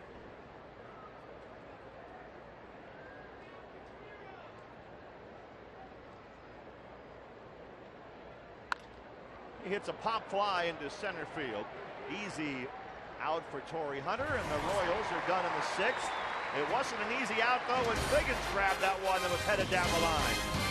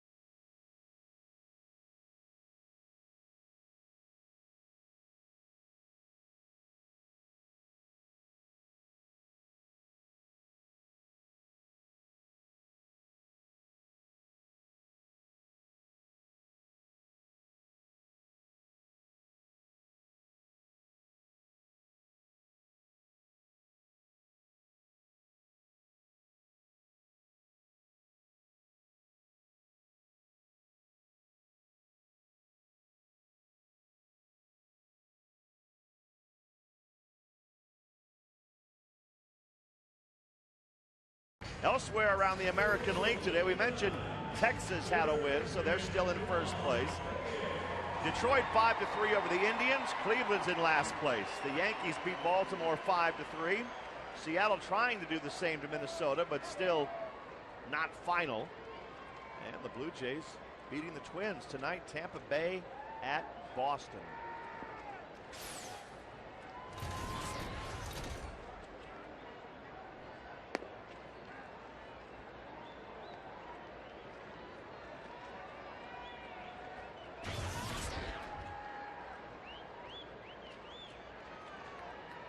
Bottom of the sixth, top of the order for the Angels. 2-0 to Sean Figgins.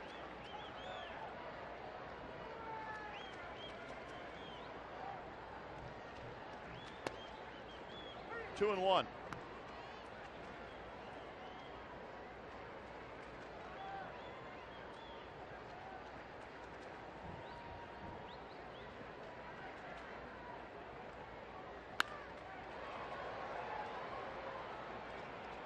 Figgins retired on a fly ball to left field.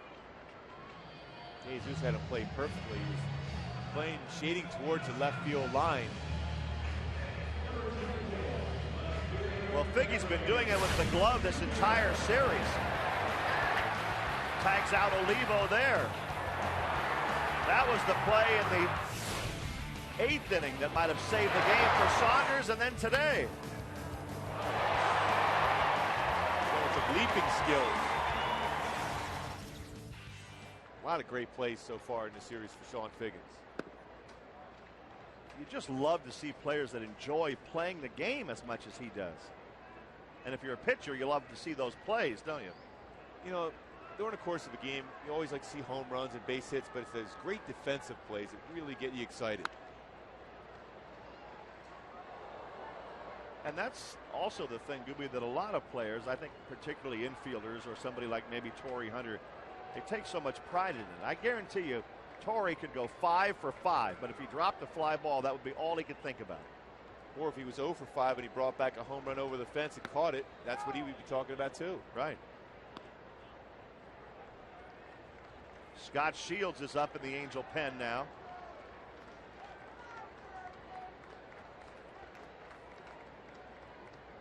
Two and one to Gary Matthews. 2-2 now.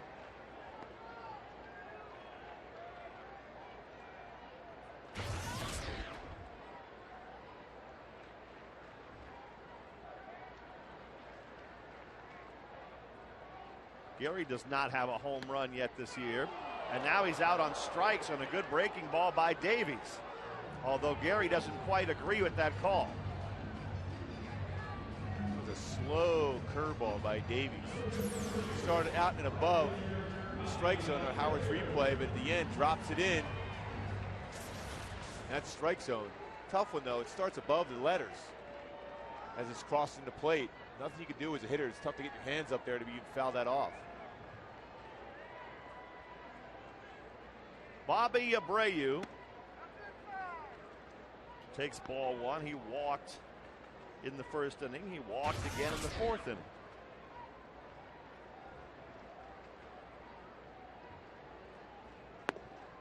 Well, what a stat that is. Average for the last 10 years, 105 walks per season. Just getting on base. And he's facing another 2-0 count. That's a strike.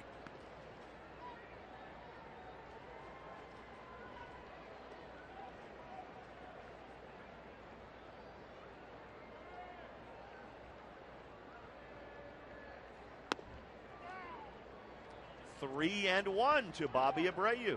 And it's the count right now for Bobby Abreu. He's got to think in line, get a fastball and drive it. Extra base hit.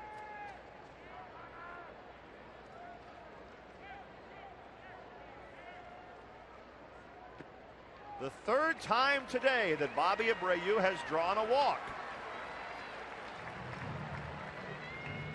Trey Hillman on the telephone in the Royals dugout. Playing with danger when you walk batters in front of Torrey Hunter, especially in day games, especially with a guy with 8 home runs already on the season. right up again. This is the third time he's been up already today. I think he's loose. Won't take him a whole lot to get ready for the game.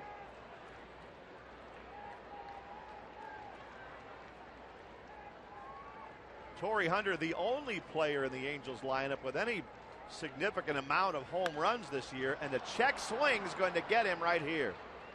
Torrey didn't mean to go around on that one. After 6, it's still 3-1 Kansas City.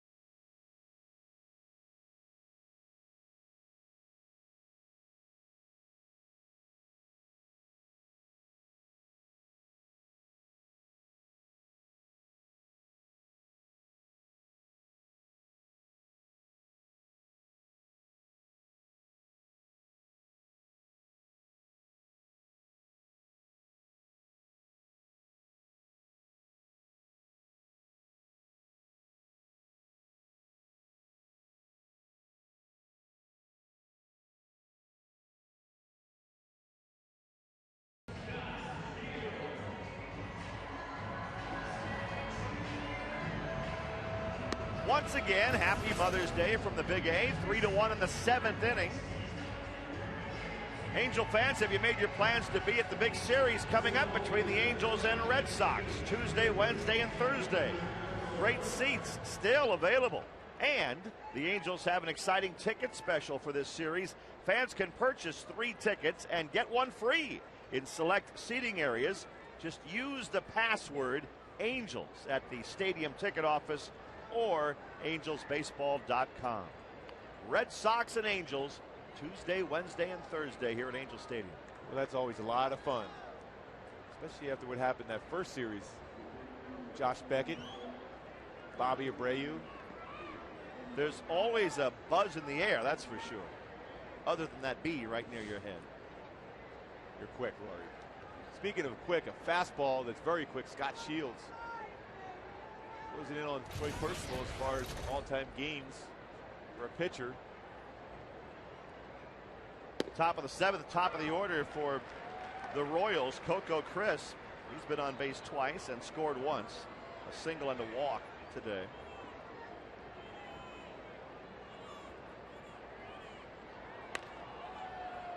A one-hopper off the chest of Kendrick, but Howie recovers and gets him. Play to stay with that for Howie Kendrick. Ball was hit pretty well by Coco Chris. Takes the out. About second base position, get in front of the ball, knock it down, don't panic, make that throw to be able to get him at first base. Get back to Scott Shields. You can make an argument that Scott Shields is every bit as important as anybody on this Angel club and has been during this great run the Angels have been going through. Setup man, the best in baseball. They need to get him going. Scott Shields gets on a roll. The bullpen is so much better. DeJesus fouls one away. I don't know if taking him for granted is the right term, but he's been so automatic for so long that when he struggles, it just stands out.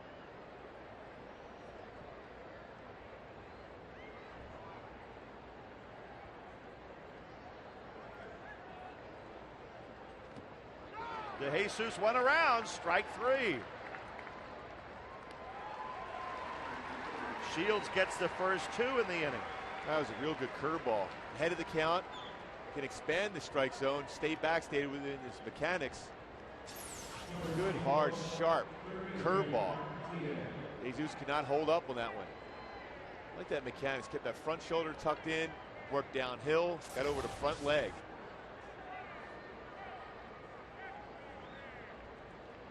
Mark Teahan at the plate. He hits a high fly ball. Left center field, Torrey Hunter right there to make the play, and that inning is much more Shields-like. 7th inning stretch at Angel Stadium.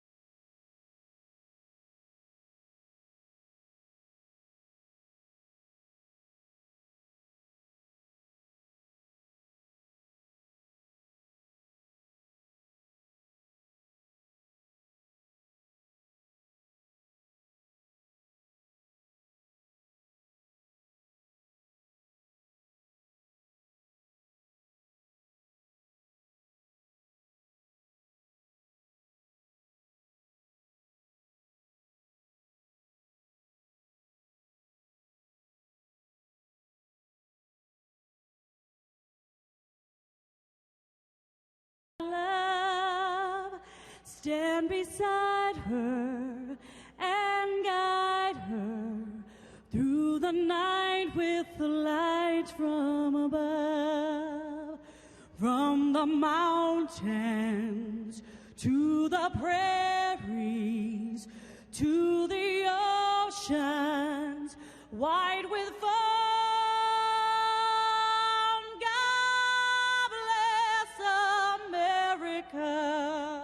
My home, sweet home. God bless America. My home, sweet home.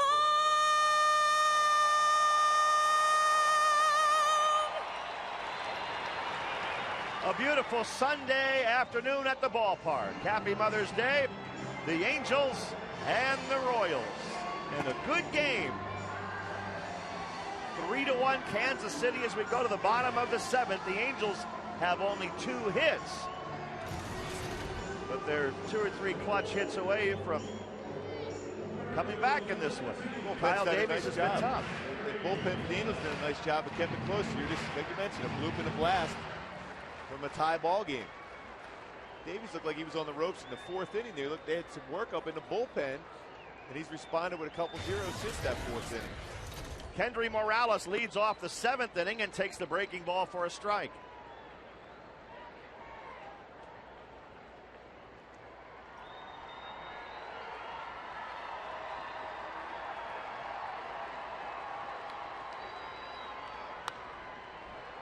Fouled back. No balls, 2 strikes.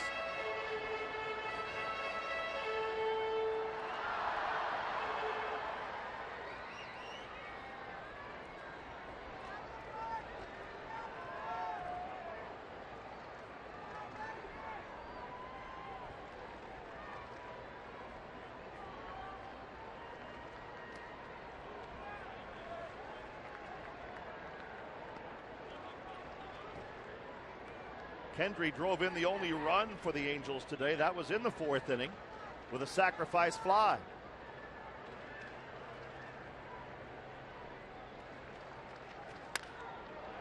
A liner into right field, and it drops in front of Guillen for a base hit.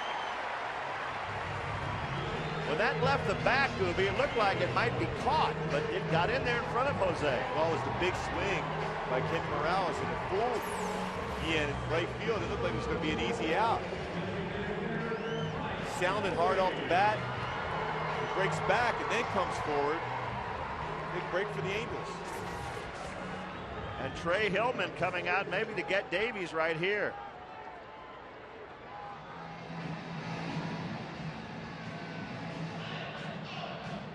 Well, Davies has given him 6 good innings and leaves with a 3-1 lead, but the Royals have to go to the bullpen in the 7th.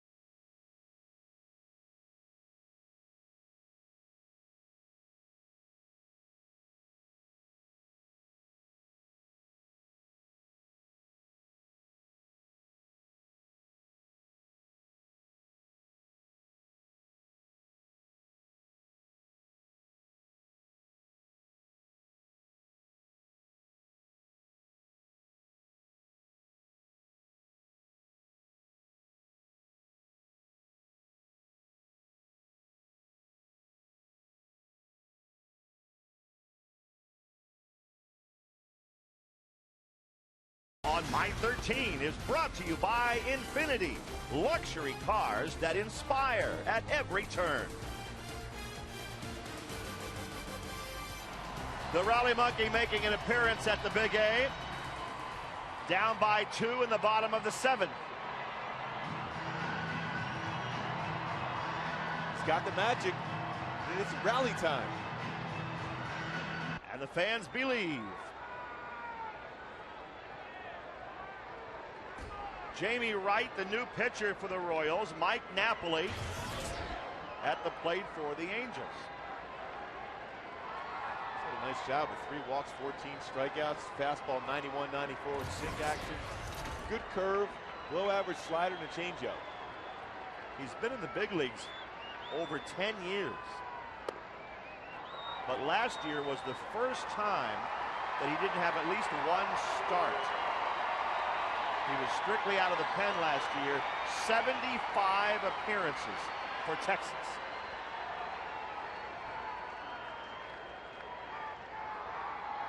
One 1-0 to Napoli. So Hillman turns to a veteran to try to hang on to this lead. Jamie Wright, who will be 35 years old on Christmas Eve this year.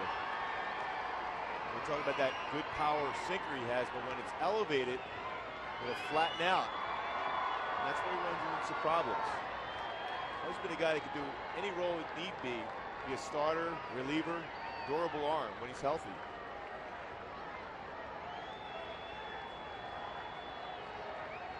Two 2-0 to Napoli. The runner goes. The pitch is taken. The throw to second. Out at second base. Olivo throws out Kendry Morales. And that's a huge out as the count has gone to 3-0 on Napoli. Not a real big lead, nor a big jump. Good catch and throw by Olivo. Gets by a half a slide in there.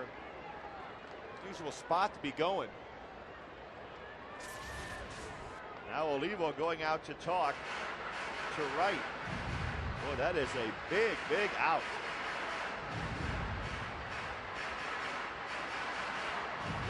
He wanted to steal was on, or it was a mistake. Either on a hit and run count, or he thought it was a stolen base signal, and it wasn't one that Mike Scioscia put on. So possibly a missed or misinterpreted sign. And a 4-pitch walk to Napoli.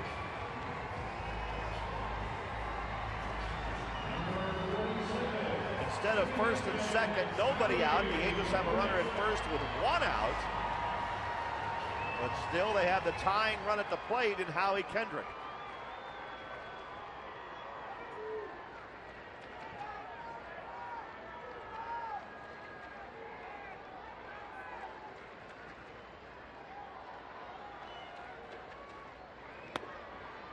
Howie takes a strike.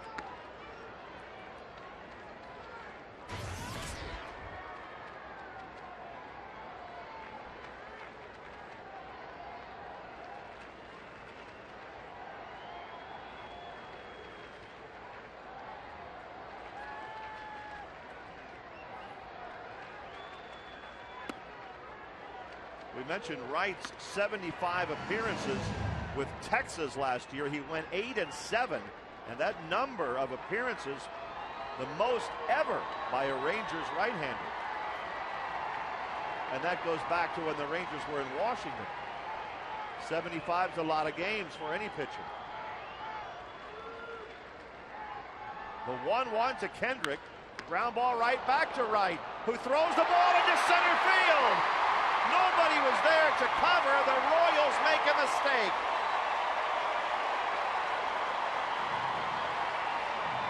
Huge break. Ray Hillman looking on. That was a mistake made by Jamie Wright. Again, you're on the mound, man on first base. You turn around and you point. Do you have the shortstop or do you have the second baseman on the comeback? Right back at him, plenty of time. Both of them a conversion at the same time, then he throws it high. Just step and throw right at the chest area of the guy coming across, either the shortstop or the second base. When both converge, you can see the confusion by Jamie Wright. He ends up throwing it into center field. An error by the pitcher puts runners on the corners for the Angels with 1 out and Jeff Mathis at the plate.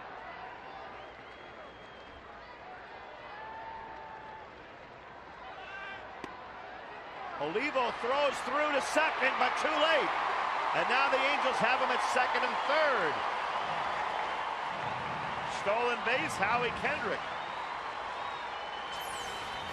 Well, the Angels are definitely a gutsy running team. There's no question about it. That's a spot first and third with 1 out. You're going there. You want to make sure you're safe. Jamie Wright fairly slow to the plate, 1-5 to 1-6. So if you get any kind of jump, you're going to be successful. 6'5" frame. Takes a while to get rid of the baseball. And a 1-0 count here to Mathis.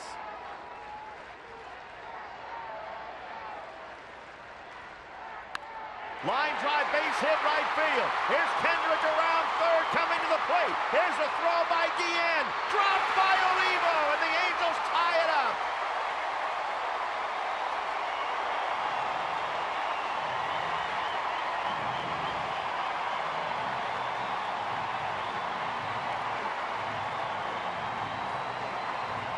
Jeff Mathis, who has been great with runners in scoring position all year, drives in 2. What a gutsy play by the Angels once again. Dino Evil sending home Kenyon Morales, but a great swing, inside-out swing, trusted his hands, let that fastball go deep in his zone. Yen charged it perfectly with a great throw. Oliva took his eye off the ball, didn't let it get in the glove. That would have been a play at the plate. More than likely, Howie's going to be out. You got to catch the ball first before you make the tag. Aggressive, and it worked. And now it's slapped into left field by Eric Ibar. Mathis will be held at third.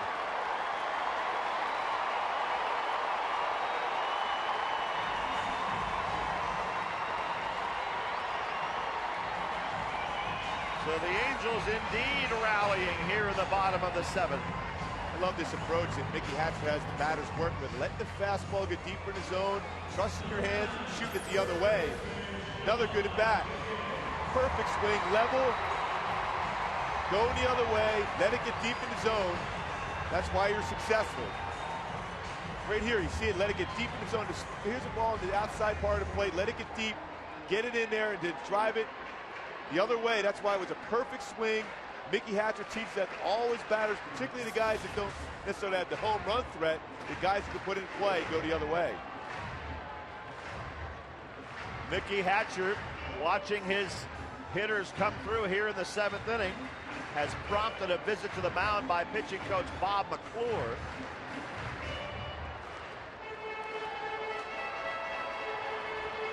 And more activity in the bullpen for Kansas City. Juan Cruz warming up. It's just blown up on right since he threw away the double play ball into center field. Yeah, come in, walk Napoli, and routine double play ball, threw it away, and all of a sudden it's falling apart like you mentioned. First and third here, Mathis, Nybar, still a lot of speed. Jamie Wright very slow to the plate. And Figgins at the plate. 1 out, 2 on.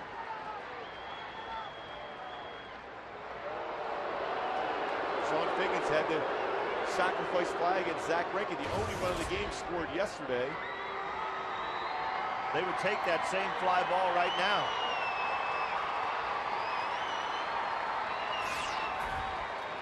Going back to his conventional bat right now, too, to be able to get the job done.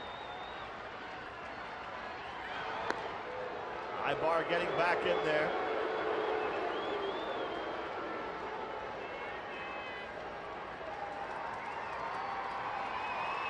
Mathis at third base.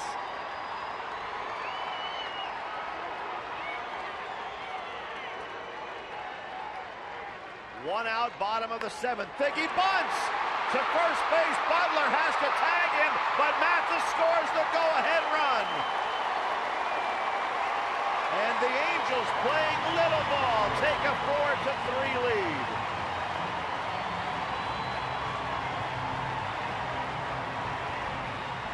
Talk about a team taking advantage of an opponent's mistakes. Angels able to do so. Nice job of Sean Figgins. A safety squeeze on this bunt right now. Perfect spot. Forced the first baseman to field it. Willie Butler's got to make the tag, but the run scores. Now you got still a man in scoring position in Eric Ibar. 2 outs, Gary Matthews at the plate.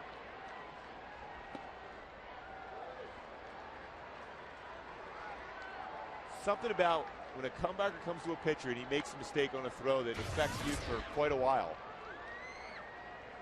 Made a mistake. Mathis got that base hit. Jamie Wright's been so effective for the Royals this year, but this particular point, not making the routine play, has hurt him.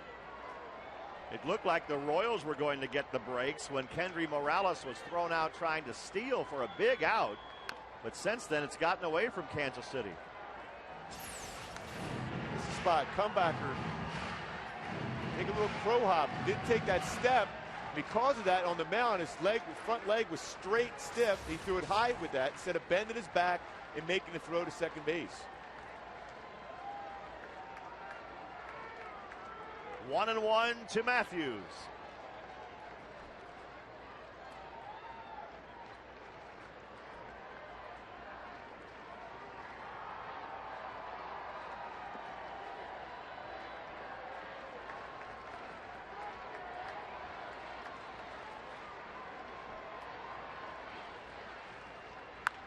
On the ground, backhanded by Kayaspo, and the second baseman makes a good play. But the Angels score 3 in the 7th, and they go to the 8th with a 1-run lead.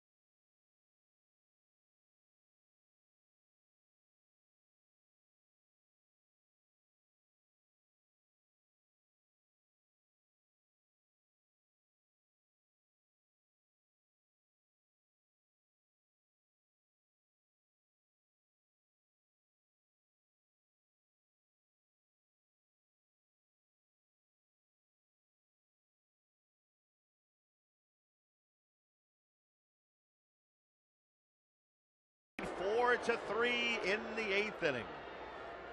This Tuesday, it's crime time in prime time. At 8, go on the street patrol. Then at 9, go directly to jail.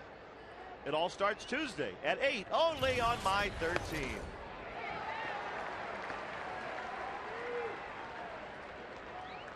Eighth inning, Jose Guillen at the plate for Kansas City. Shields into his second inning of work, and he is now the pitcher of record for the Angels. Scotty could pick up a win today. 1-1 to Guillen. Curveball just outside.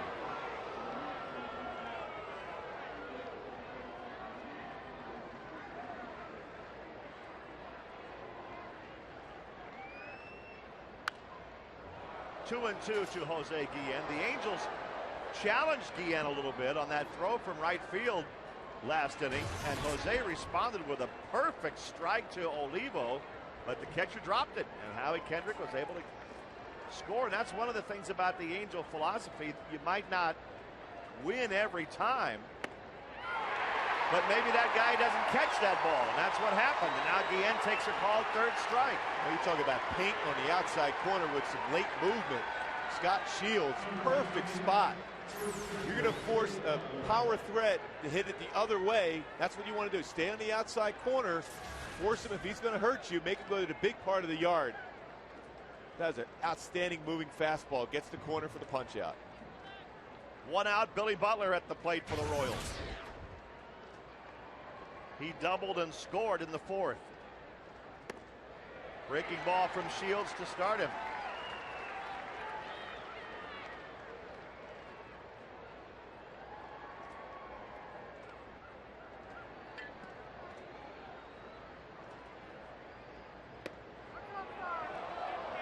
One and one, a little bit outside.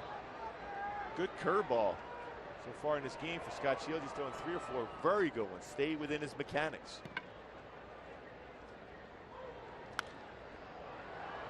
Out of play, 1 and 2.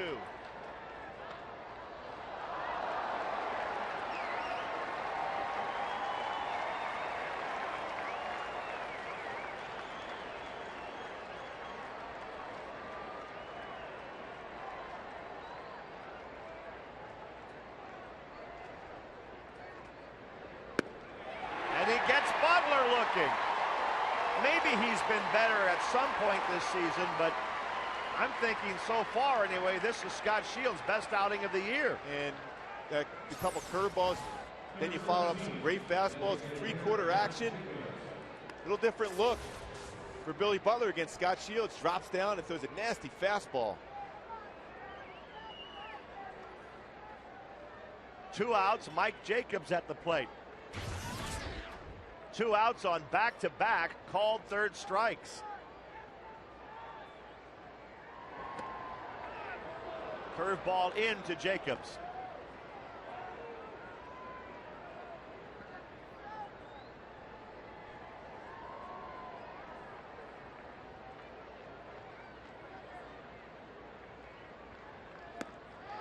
Off-speed pitch had him out in front.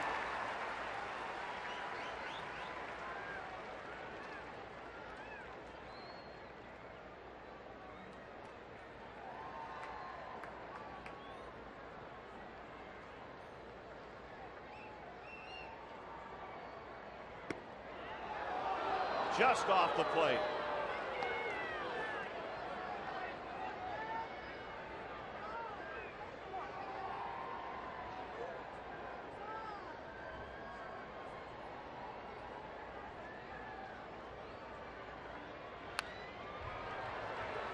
Two balls and 2 strikes. Scott Shields with an option here. He's had a good curveball so far. Let's talk to Jeff Mathis. Plan they're going to go with. Meanwhile, Jose Arredondo in the bullpen for the Angels.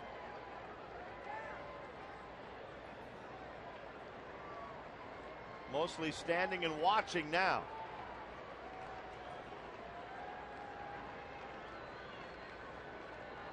Scott Shields with a chance to maybe strike out the side in order if he can get Jacobs.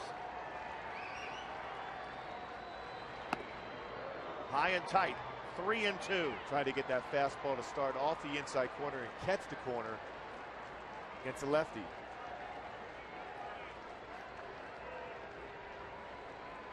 Callaspo on deck for the Royals. And the 3-2 pitch is popped foul.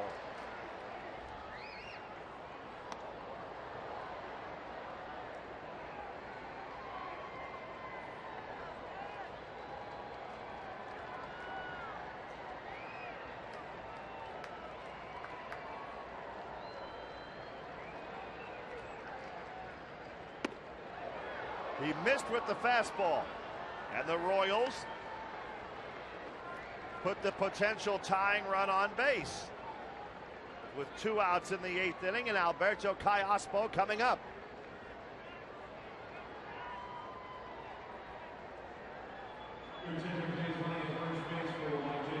Mike Aviles is in to pinch run for Kansas City.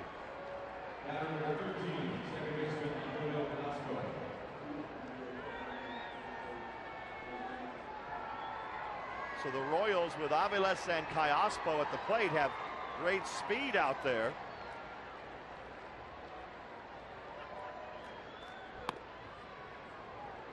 Want to know. Scott Shields got to get back to those mechanics of which he had those 2 strikeouts, the first 2 guys in this inning.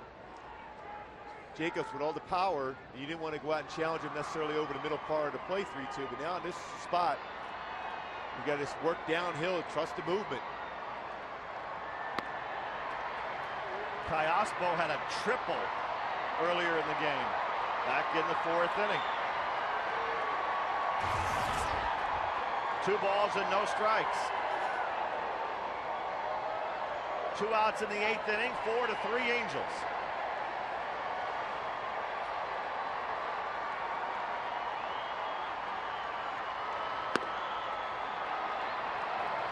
And now it's 3-0, which gets Mathis out there to talk to Shields.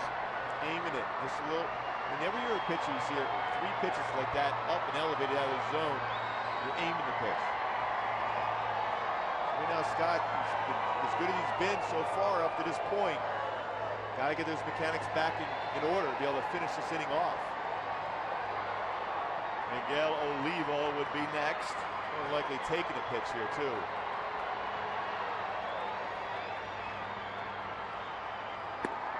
And it's a strike.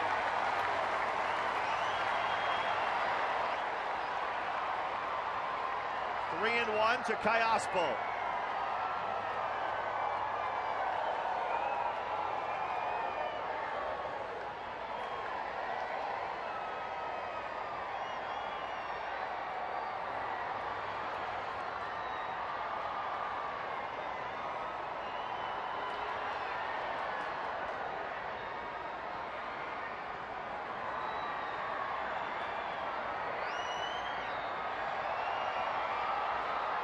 Aviles goes. Callaspo fouls it away.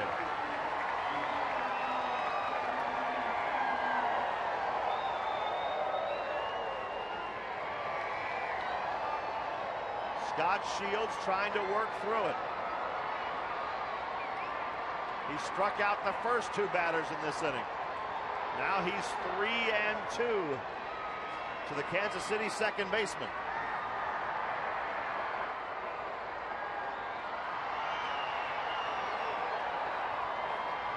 Here's the pitch. He got him! Scott Shields strikes out the side, and the Royals are out in the 8th inning. Great stuff this inning. A fastball on the outside corner, drop down fastball to high cheese. Gets Callaspo. Will have to get something to bottom right it.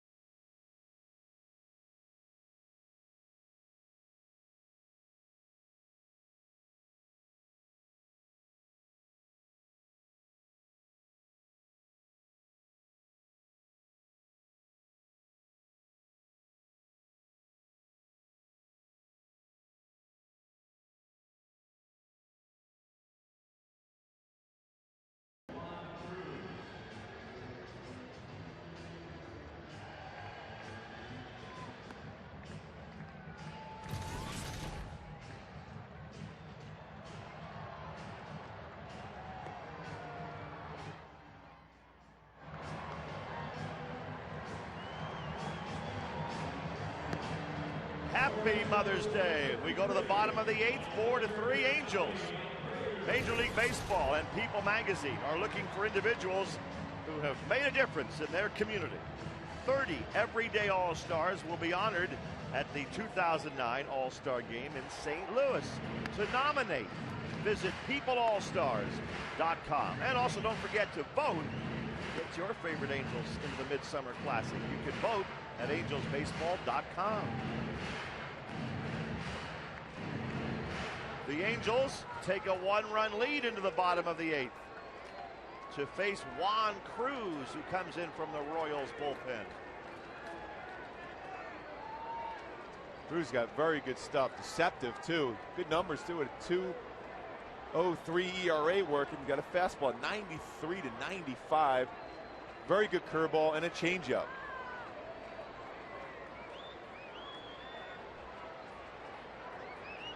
Bobby Abreu at the plate for the Angels. Bobby's been up 3 times today. He's walked all 3 times.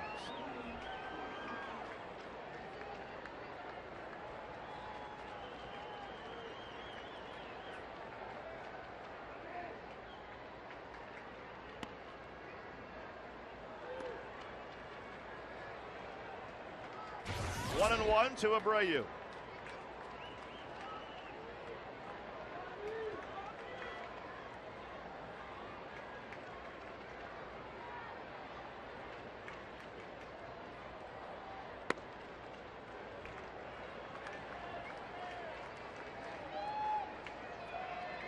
If you had any doubts about whether or not he has a good eye, just watch today's game. Already 3 walks, head of the count now, 2-1. 3-1.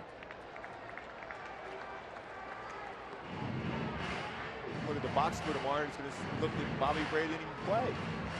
No official at bats if he walks here. He came in hitting .309. He's still hitting .309. Whoa, he was on his way to first base right there. Full count.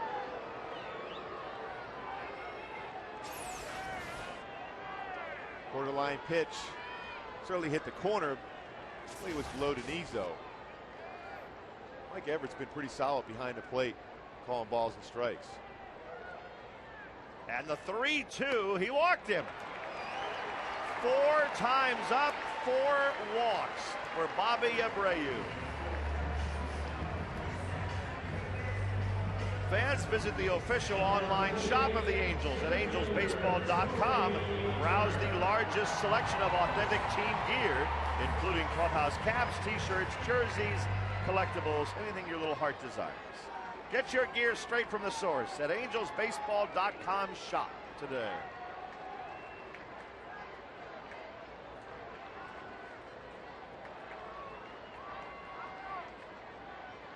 Torrey Hunter at the plate for the Angels. That ties his career high. He's done it 5 times. Tied an Angel record also.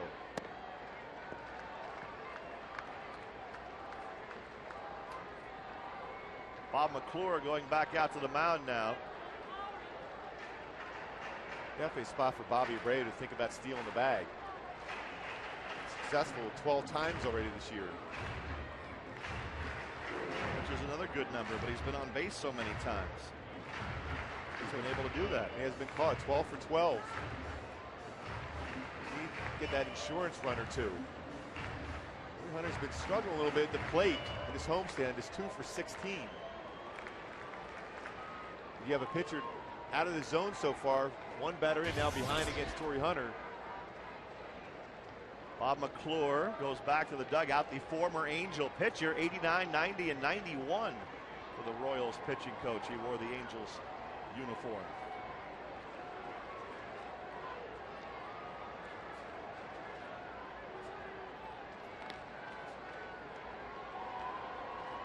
Abreu back in there easily.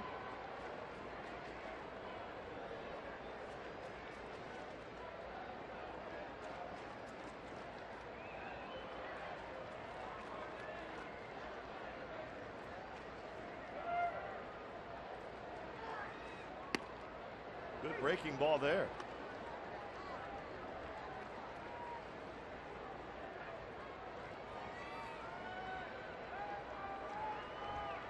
One and one to Torrey.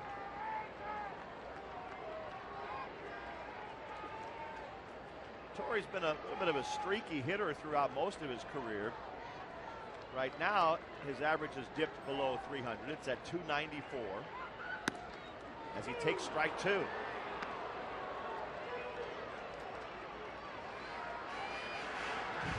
It's not easy to get a jump off, too. Put the plate 1-2 to 1-3. Pretty quick pickoff move also.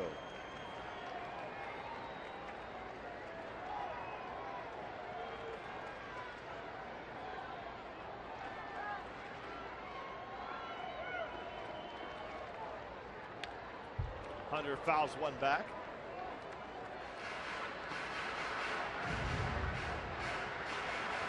For a pitcher to be successful and try to slow down a running game, you want to be in that 1.2 to 1.3 seconds to be able to release your pitch and give the catcher a better chance to throw you out. If you're around 1.5, 1.6 like Jamie Wright is, it's very difficult to have any chance of stopping a running game. Just so fans will know, Gooby, that's the time between the ball leaving your hand and the catcher catches. And the catcher generally around that 2-1 to 2-5 range, so you don't have much time to be able to throw out a base runner, especially if they get a decent lead and a jump. All the coaches have their stopwatches to be able to determine how quick a pitcher is at the plate.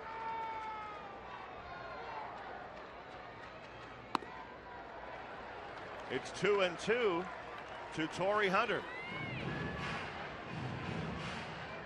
The Angels with a one-run lead in the bottom of the eighth.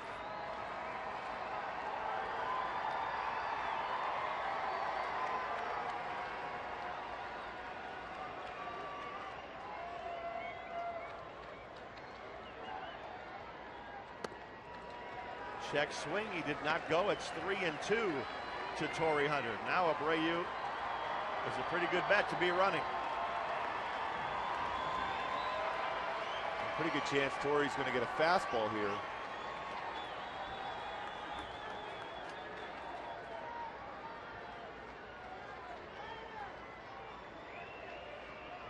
We wanted that fastball in the outside corner. Abreu goes, but it's ball four to Torrey Hunter. Cruz walks the first two Angel batters in the bottom of the eighth. Kendry Morales coming up. And the phones have been busy from the Royal dugout to the bullpen the last couple of innings. After Kyle Davies gave them 6 very good innings.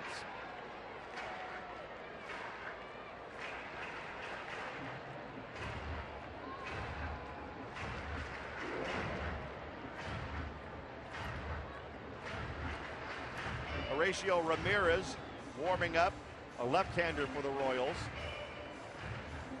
Royals looking in, possible bunt, but Kenny Morales up the way he's swinging the bat in his homestand. More than likely, he's not going to be up there bunting. 6 for 15 in his homestand with 2 RBI.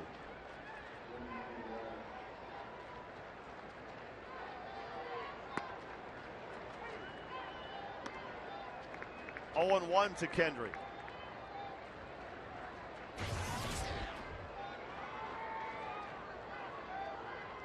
He has a single and a sac fly. The Angels still have only 5 hits today, but they're ahead here in the bottom of the eighth.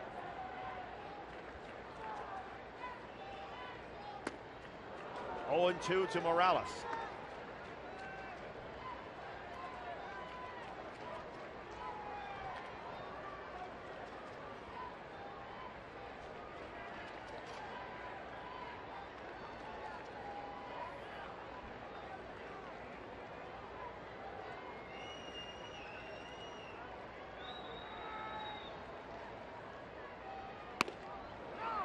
Fastball high.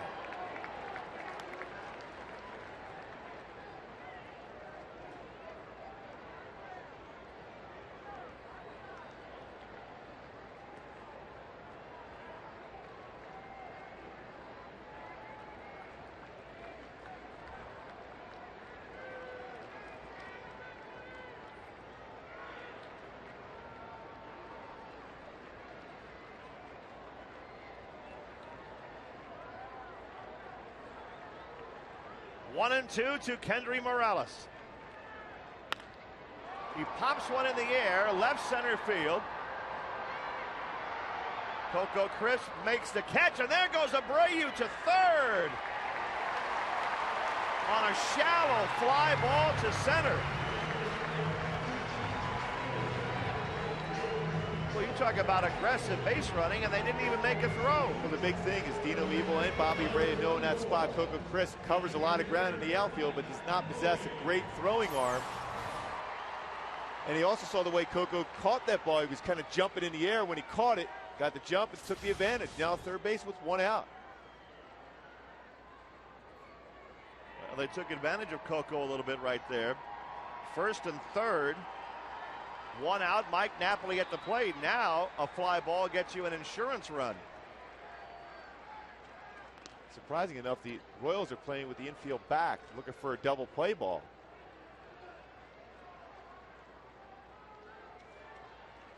Well, they might figure Napoli, a hard ground ball at somebody, they might be able to turn two and get out of it.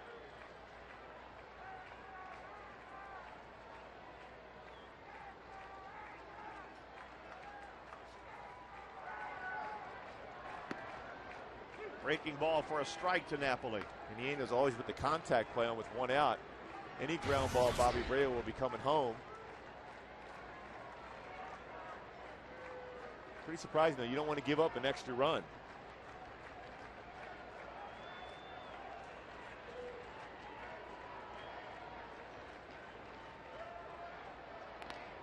And of course, there's always that possibility the Angels will put a squeeze on.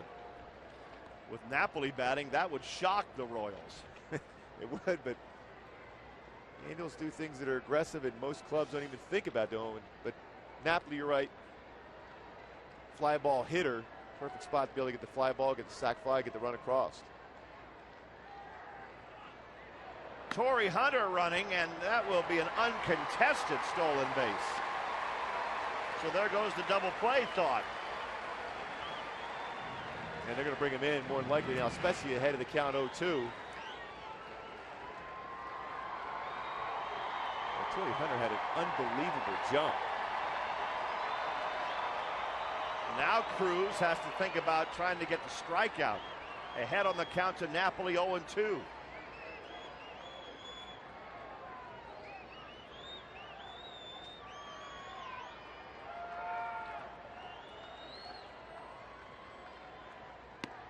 And he gets him looking. A big strikeout for Cruz. 2 outs for the Angels with runners at second and third. Fastball on the outside corner. Napoli looking some possibly off speed. Well placed fastball by Cruz. Nap's not real happy about that. It's an RBI spot for him, but he wants to always be in. Howie Kendrick at the plate for the Angels.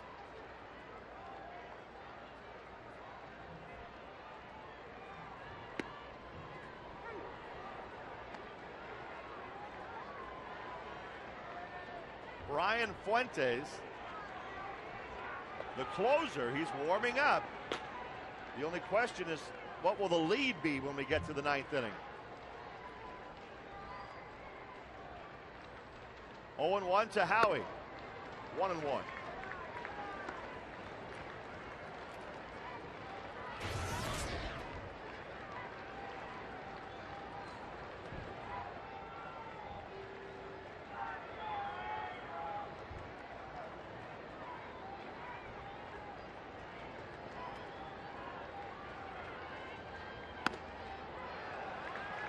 That was a 95-mile-an-hour fastball. He's throwing hard.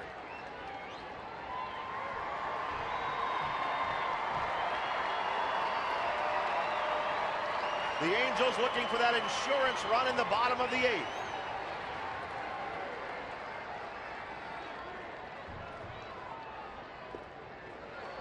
Three and 1 to Howie Kendrick. Good job by Olivo, and then a slider in the dirt. Get a piece of that, keep it in front. Mathis, who got that big base hit last inning, on deck. Slider in the dirt. Able to get the mid on it. Kept it in front. That's a big run he saved for the time being.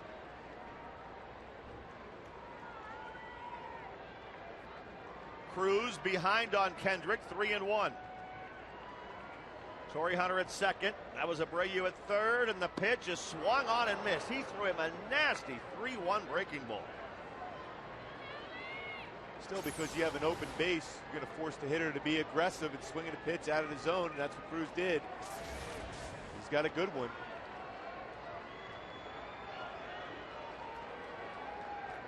Full count to Howie Kendrick.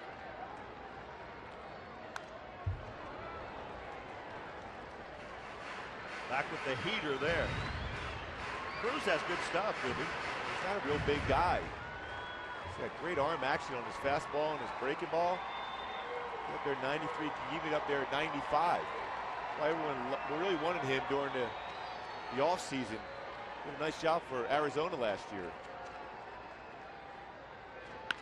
And the breaking ball is punched into right by Kendrick, caught by Guillen. The Angels strand 2, and we go to the 9th inning, a one-run game.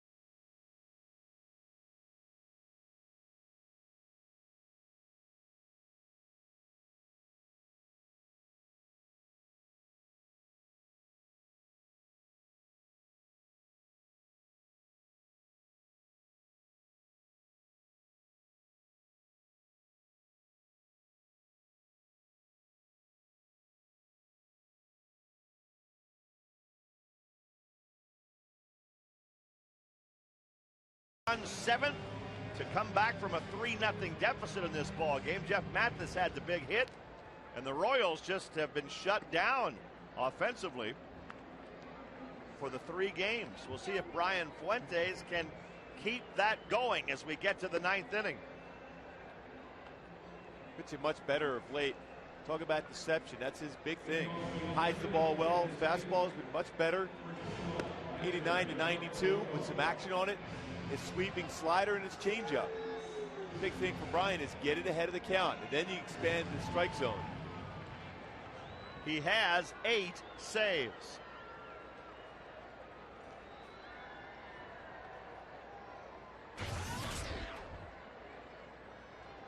And Olivo decides maybe to go with the more conventional bat, possibly, as he leads off the 9th inning.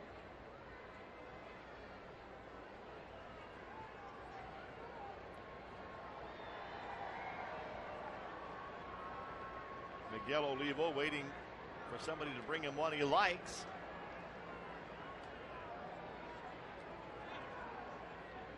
Well, now he's going to go in and make sure he gets the one he wants.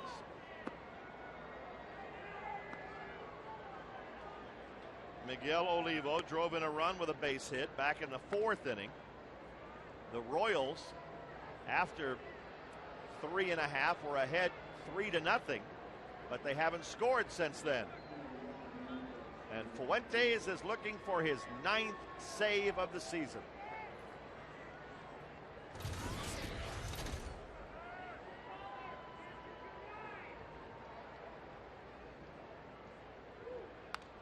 Olivo fouls the first pitch back. He had a healthy cut at that one, Gooby. Yeah, he did. He was right on that pitch. And in this spot, and Dennis Eckersley told me this one time as a closer, and he did give up some significant home runs in his career against Kirk Gibson and a few others, but stay away. Force them to hit the big part of the ballpark if they're going to hurt you. 1-1.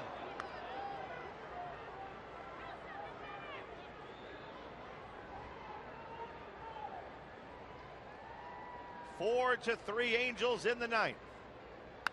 And Olivo hits a fly ball. Left center field, Torrey Hunter on the run, to the track, to the wall. He leaps up and makes the catch, taking it away from Olivo and saving the game.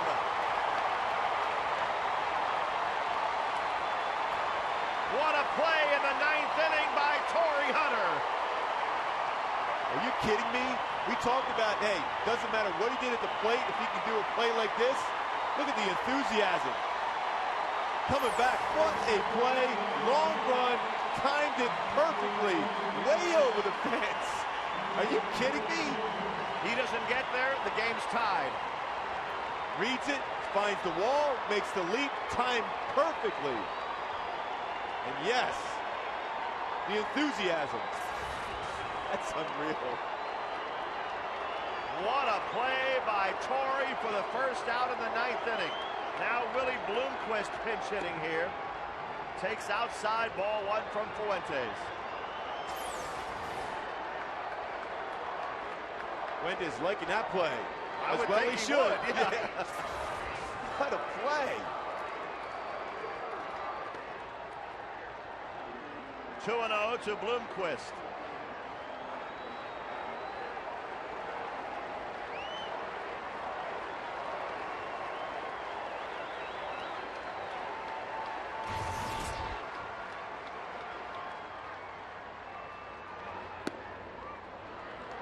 Ball 3. Torrey lives for this. For this moment. Ninth inning, 1-run lead. Let me go get one.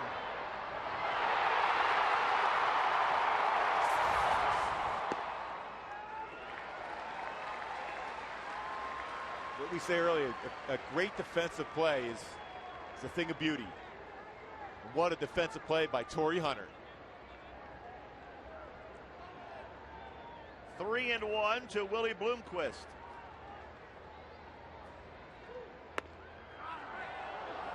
He's on base.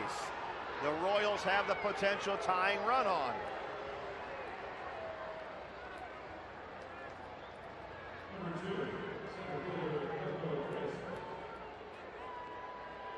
And another pesky hitter coming up in Coco Crisp, the top of the Kansas City batting order.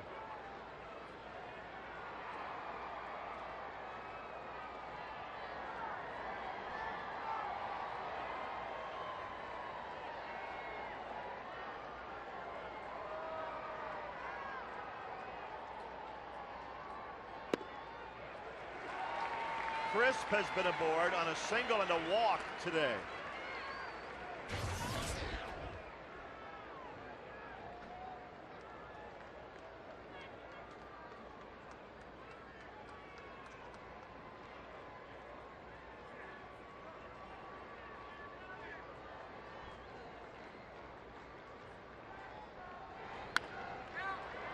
But Fuentes gets ahead of Coco, 0-2.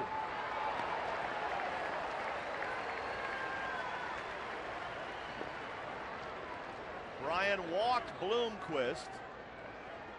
The potential tying run for the Royals at first base. And it's 0-2 to Coco Crisp. The great play by Torrey Hunter has kept this inning from being a disaster.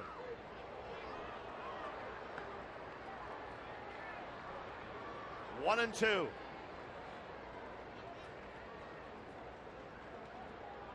Fuentes is trying to save this one for Scott Shields. He would be the winning pitcher.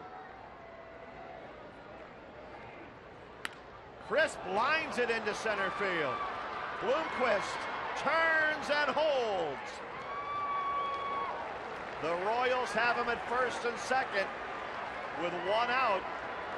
And that one out was an almost impossible catch So it has not started well for Brian Fuentes, Gooby. And a lot of speed on the bases, too, for the Royals of Bloomquist and Coco Crisp. So Fuentes got to keep an eye on that.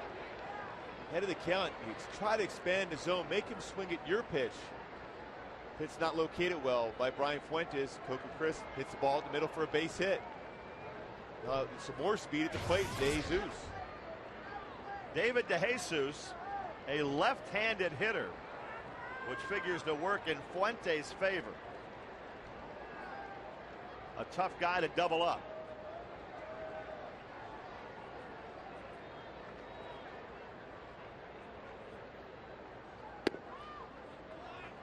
One and oh.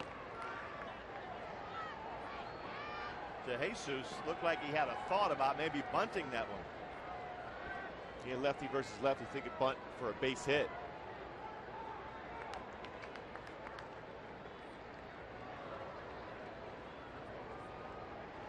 Bloomquist at second, Crisp at first. One out in the ninth. Throw to second base. Bloomquist dives back in there.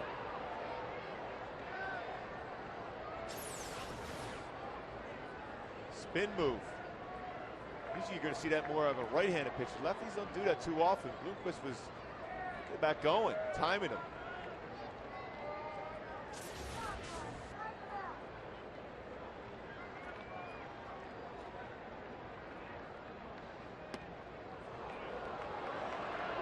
Brian has fallen behind DeJesus 2-0.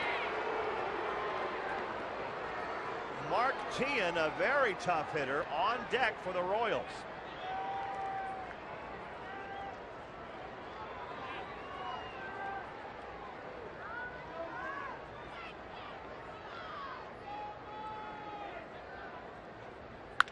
Ground ball to second, could end the game. Double play! The play by Torrey Hunter starts the inning. The double play ball ends the inning and the game. Just another Halo victory. And boy, how great is that to see that in the outfield?